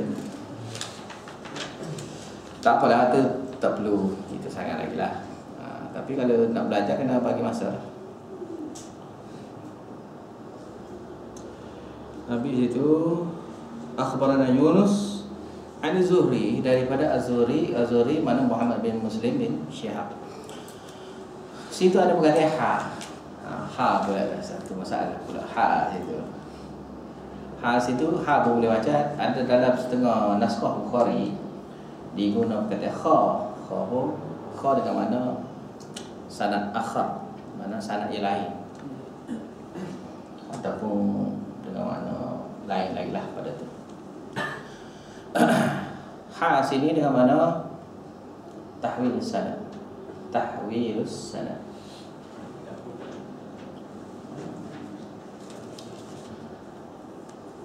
Itu ditukar sanad baru. Ha itu sebagai satu perkataan untuk menukar sanad baru. Tak faham? Faham? Jalur lain. Ha itu sebagai nak tukar pada sanad yang baru. Dan dalam kitab Mustalah Hadis pun detail juga lah, banyak lagi lah. Tapi saya bagi tahu ni yang ringkas saja ya. Iaitu tahwil sanad, iaitu dia memalingkan sanad ataupun merubah sanad yang baru. Yang mana ni sanad British sehingga Az-Zuhri, makna sanad yang barunya ada perkataan wahadatsana. Wahadatsana situ kena baca juga wabihi qala hadatsana. Wabihi qala hadatsana. Mana dengan adanya perkataan wabihi jugalah. Macam kan depan-depan kan yang hadis nombor 6 tu kita kena baca, biasanya hadis yang awal kita kena baca wabihi. Wabihi qala. Kita baca wabihi qala. Maka selepas daripada waw sini, waw selepas pada ha adanya waw situ isyarat dan kepada yang sanad yang pertama tadi lah. Maknanya tahwil sanad sini maksud dia nya Imam Bukhari adanya dua guru. Tu saja ya. 2000. Jadi kalau dia sambung ke sanad, maka orang pening lah mana satu guru dia, mana satu yang jalur sanad rawi. Maka dia adanya macam ha sini sebagai kurungnya ataupun kalau kita buat kan macam kurungnya lah. Ni kurungnya sanad dia. Yang ni kurungnya sanad lain.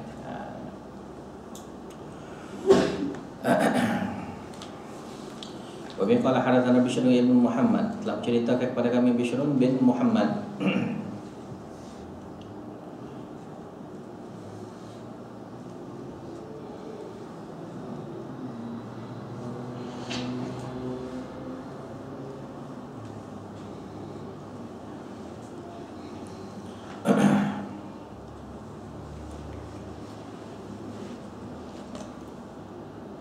As-Sakhtiyani. Bishr bin Muhammad As-Sakhtiyani.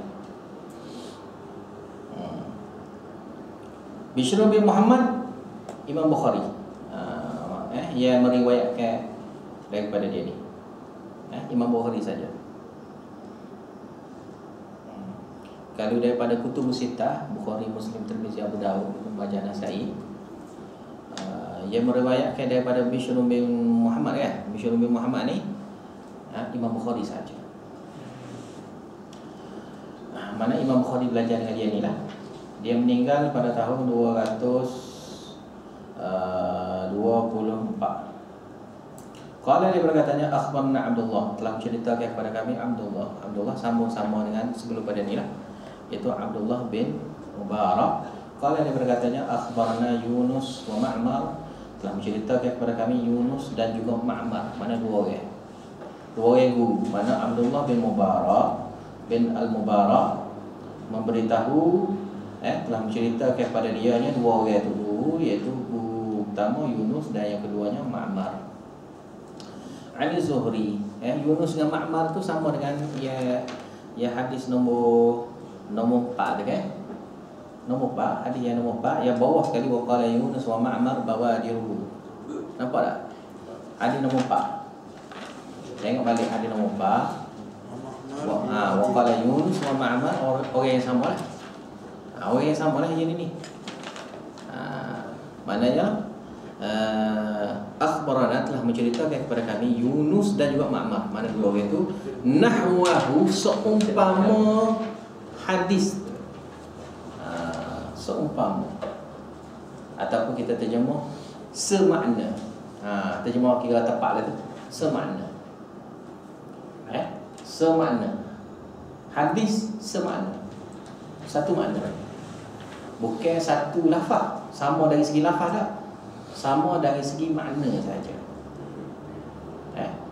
Perkataan mungkin tambah perkataan itu, tambah perkataan ini, tapi dari segi makna kita boleh faham makna satu. Dia pakai, dia istilah pada nahwahu. Nahwahu ni kita akan jumpa banyak lah. Nahwahu ni terjemah dia nya sepertinya. Tapi untuk terjemah dalam kitab Al-Bukhari, kita kena terjemah semaknanya. Kita tak bolehnya kita terjemah sepertinya. Tak boleh kita.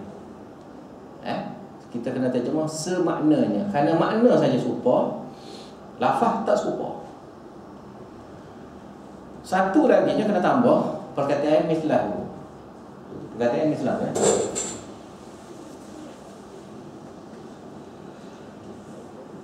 tadi perkataan nahwahu nahwahu. Satu lagi mungkin akan jumpanya di tempat lain lah. Perkataannya begini.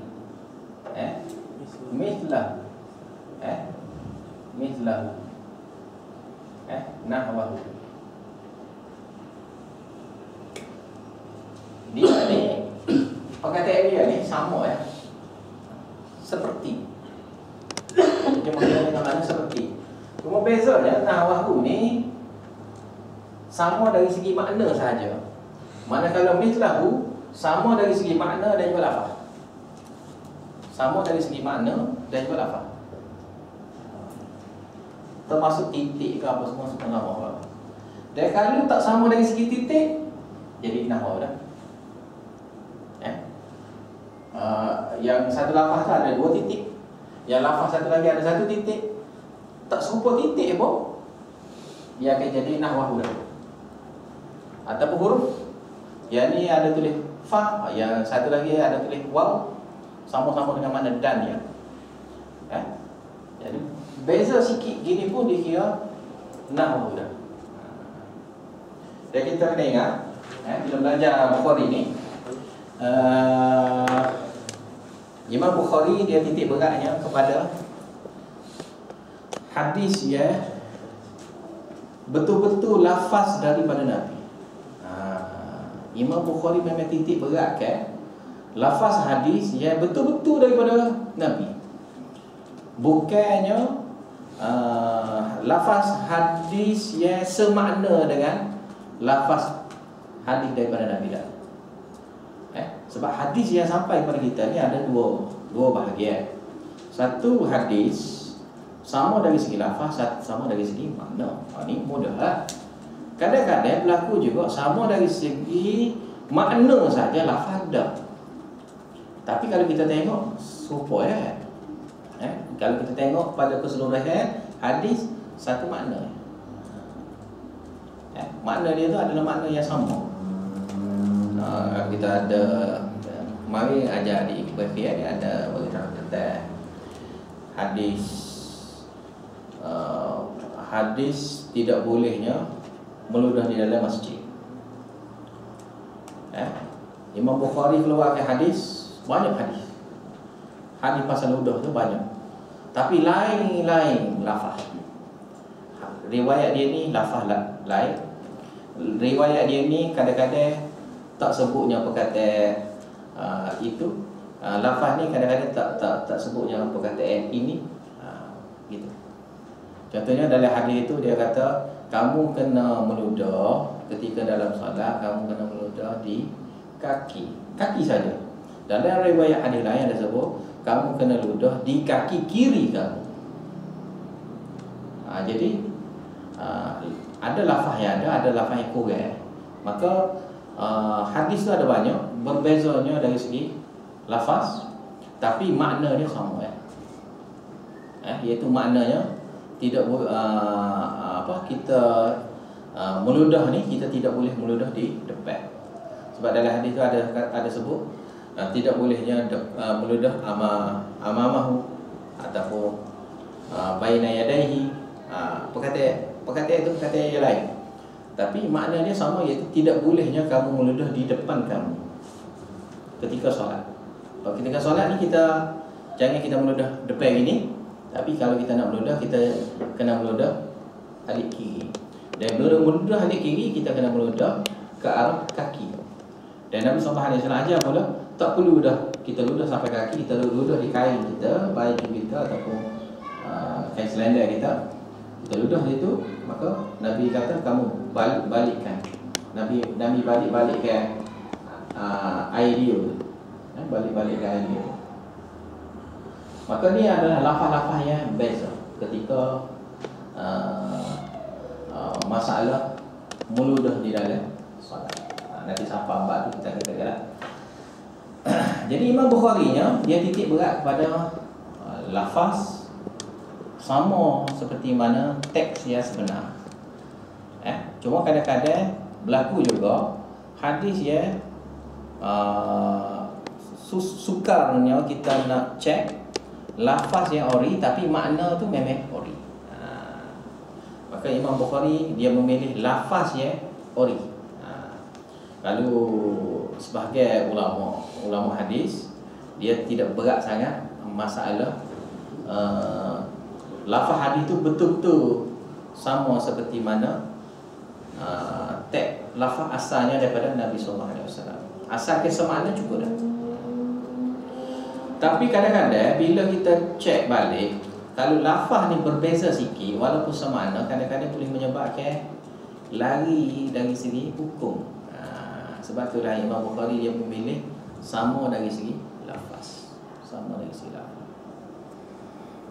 Jadi kerana Imam Bukhari ni menitik beratkan tentang hadis ataupun teks hadis yang sama dari segi lafaz, maka kitab Imam Bukhari inilah antara kitab yang nombor 2 sahih setelah daripada Al-Quran. Kerana tu, kerana dia menitik beratkan lafaz hadis tu mesti sama seperti mana teks hadisnya asal. Manakala ulama hadis lain dia kata tak mencukupi dah, boleh, dan dia tidak titik beratkan sangat. Maka kerana dia kurang titik berat tu, maka kitab dia tu jadi kurang kuat lah maknanya. Mana tidak afdal lah, ataupun tidak jadi terbaik lah. Kerana ada kekurangan yang sikit tu.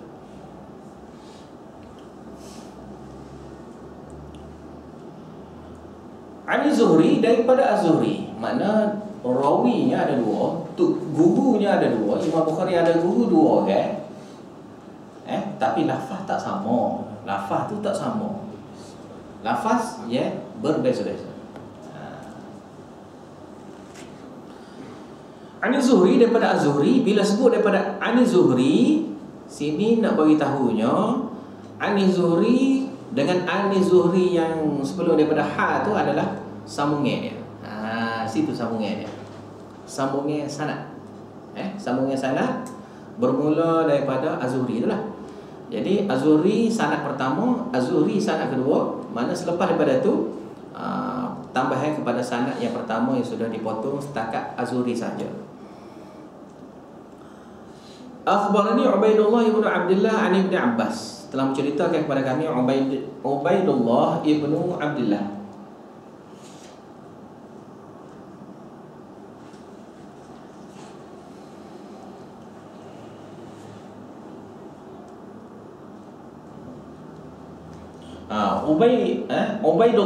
Ubaidullah ibnu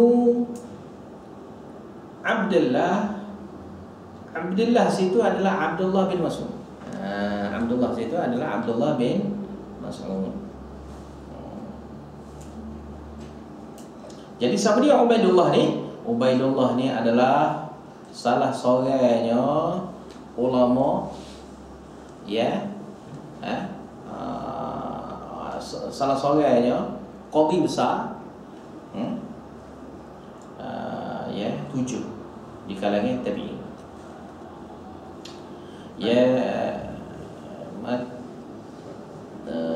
Dia matinya pada tahun 94 atau 95 atau 98 ataupun 99. Banyak tak lah. Anak Ibnu Mas'ud. Anak Ibnu Mas'ud. Mana anak pada Abdullah bin Mas'ud lah. Tapi dia ni salah seorang orang yang dia panggil fuqaha sab'ah. Fuqaha sab'ah ni maknanya orang-orang yang mahir dalam ilmu ataupun orang alim besar, ia 7 orang. 7. Tapi 7 orang. Jadi antaranya dia. Jadi seorang lagi antaranya Sa'id Musayyab semua. Pada yang kemarin ada minggu lepas ada beritahu tentang seorang.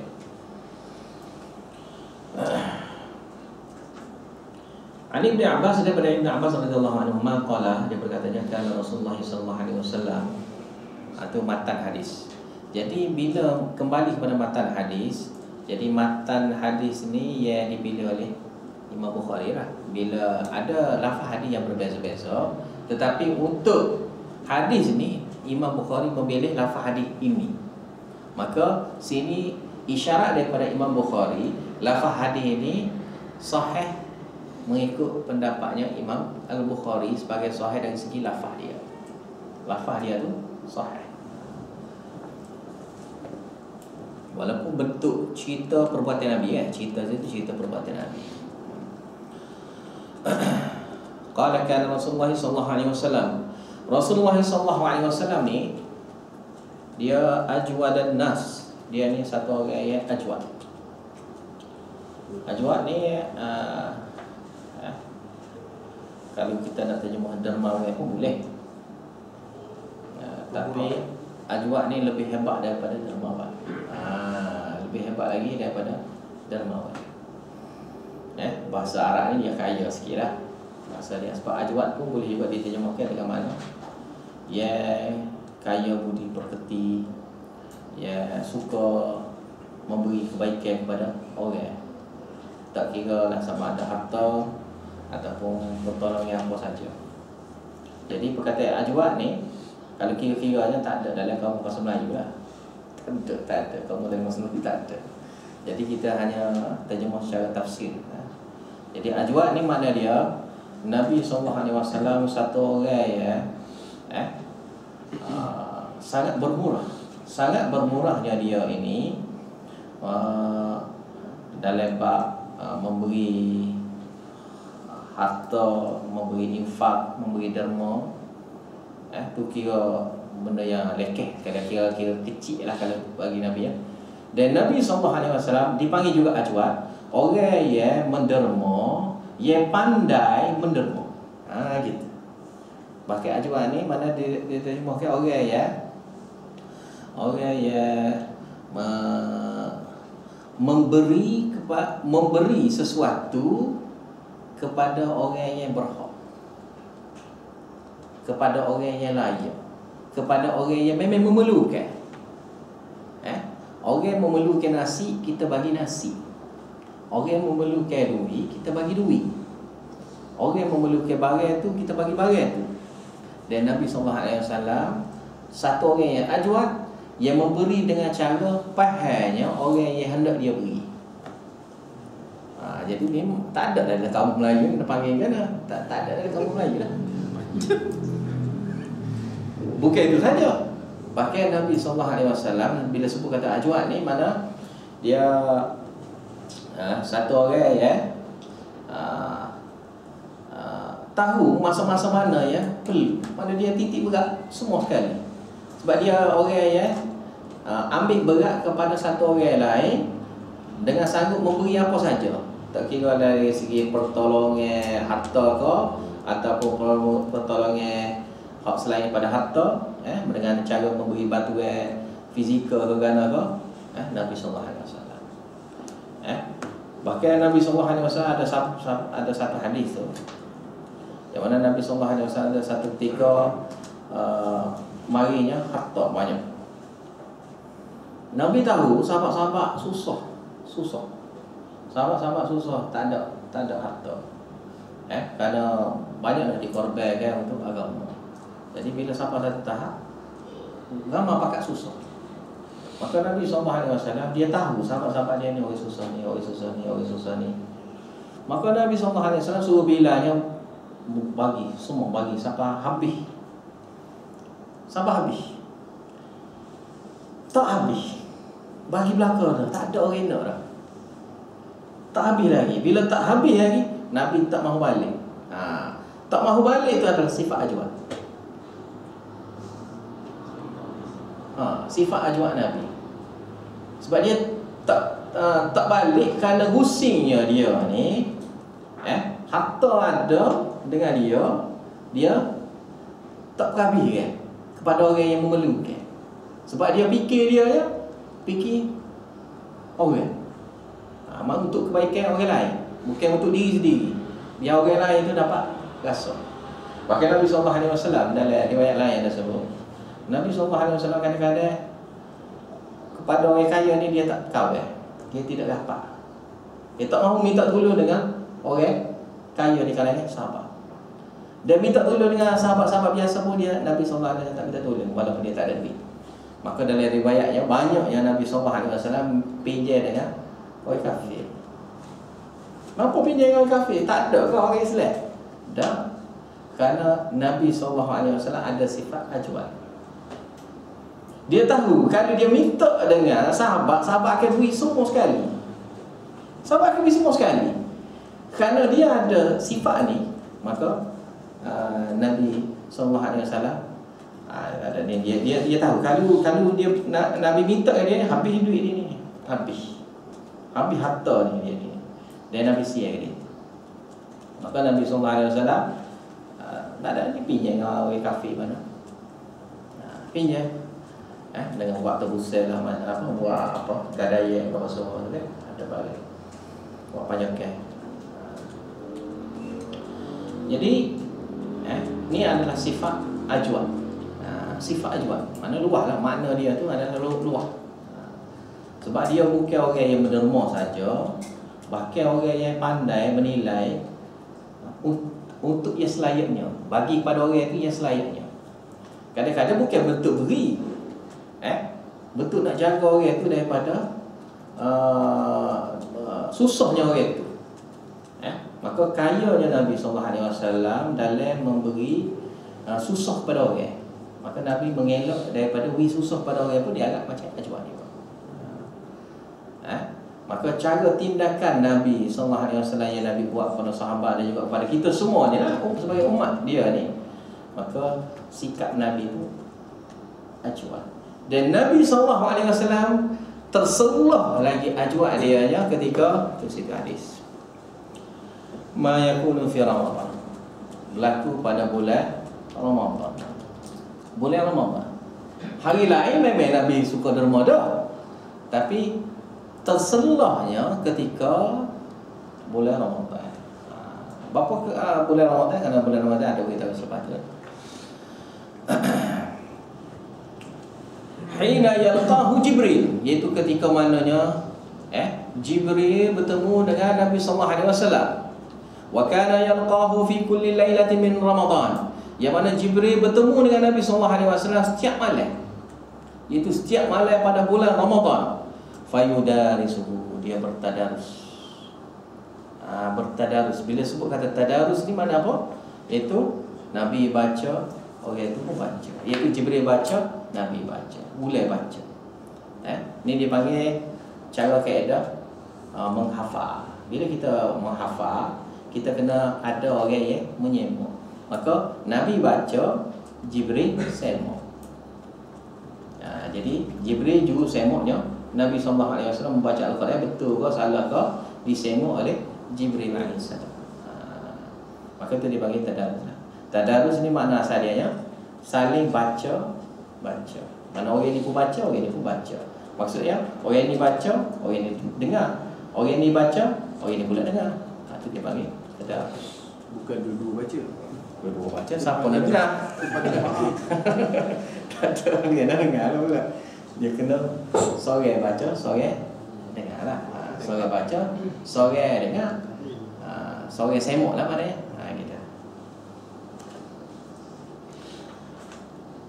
Fayudarisul Quran, dia bertadarusnya Al-Quran. Fala Rasulullah sallallahu alaihi wasallam ajwadu bil khairi minar rihil mursal. Dan Nabi sallallahu alaihi wasallam benar fala apa kata adalah situ lam bagi atas saja tu. Dengan mana apa? Sungguhlah. Sungguh-sungguh yang Rasulullah sallallahu alaihi wasallam ni dia orang sangat ajwad. Sangat ajwad dengan kebaikan. Ajwad ni dengan kebaikan. Bila sebut kata ajwad dengan kebaikan, memang dia Nabi sallallahu alaihi wasallam memberi sesuatu kepada yang sepatutnya dia dapat. Sepatutnya dapat. Orang yang dah air, kita bagi air, bukan kita bagi nasi ke dia. Nasi itu mesti lah.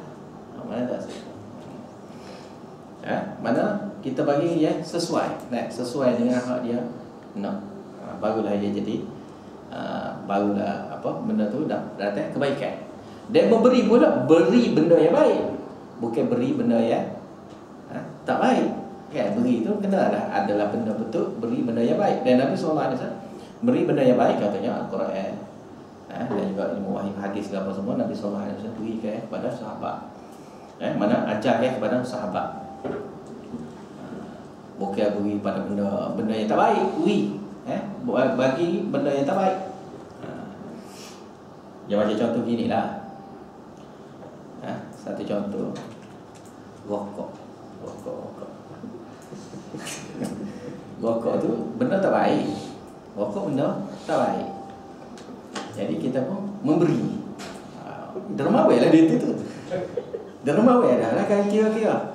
Tak panggil dermawan. Kena ingat lah. Dia panggil orang tak pernah duit lah. Dia kata tak ambil kamu 2 buku, 3 buku. Dermawan tu dia. Tak panggil dermawan. Sebab benda yang ada benda tak baik pada dia, kita tak panggil dermawan. Dia tak boleh nak bubuh ajuan kan, lagi dah tak boleh. Tak boleh bubuh lah ajuan. Ni contoh dia suruh faham. Contoh dia suruh faham. Jadi perkataan rokok tu kalau kita bagi, benda tu baik tak baik, tapi apa benda tu macam perbuatan bagi ni, memberi kepada orang ni baik, bagus lah, bagus. Tapi memberi itu benda yang tidak bagus. Benda yang kita beri itu benda yang tidak bagus untuk kesihatan. Maka perbuatan kita beri itu tidak dianggap dermawan. Walaupun kita jumpa orang kata ni rokok wakaf ni. Rokok ni wakaf. Siapa nak isak lah. Beli sekatung ke 2 katung kan tu atas tu. Tak panggil dermawan. Tapi kalau kita beli air, kotak-kotak ke apa, letak atas meja, jadi Siapa nak ambil, ambil. Minum. Maka ni dipanggil ajwa lah. Ni baru dipanggil ajwa. Kalau saya semua pakai yang terpakai ni, Ada banjir tu lah. Benda yang terpakai kita bagi yang molek lah. Bagi yang molek. Jadi rumah ni kena kita sayang. Jawalan tanal birra hatta tunfiqu mimma Tak nak tuhibbun. Tidak mencapai kebaikan yang sebenar. Lantaran birra hatta tunfiqu, sehinggalah kamu mendermakan apa yang kamu cinta. Benda yang paling kamu suka. Cinta ni mana benda tu mari di hati. Benda tu memang kita suka, mari daripada hati. Kita suka. Barulah dapat kebaikan yang sempurna, kebaikan yang banyak. Tapi kalau kita bagi yang biasa-biasa, bolehkah kebaikan? Boleh. Tapi tidak sebanyak itulah. Tidak capai kepada pahala yang sepatut dia boleh. Jadi rugilah dia. Orang lain rugi, boleh pahala banyak, kita bagi boleh pahala sikit. Itulah rugi situ lah.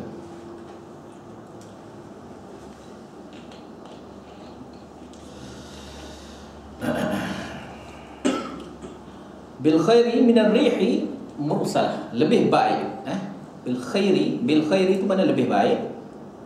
Lebih baik daripada angin yang dilepaskan. Ditiuplah, dilepaskan sini mana ditiup. Mana lebihnya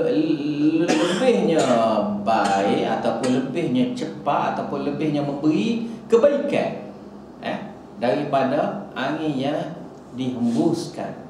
Kerana angin yang dihembuskan mendatangkan banyak kebaikan kan.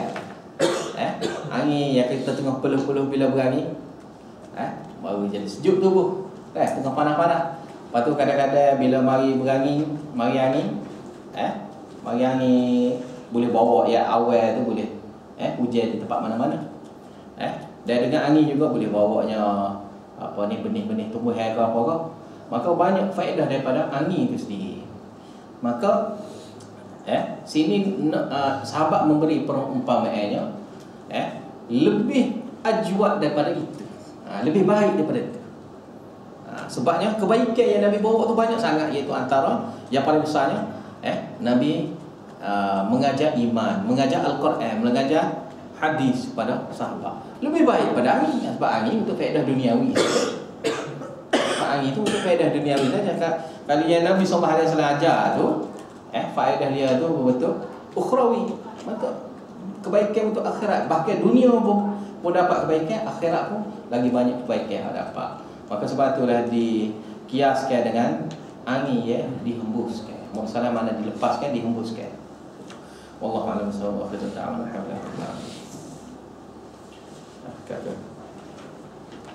Esok insya-Allah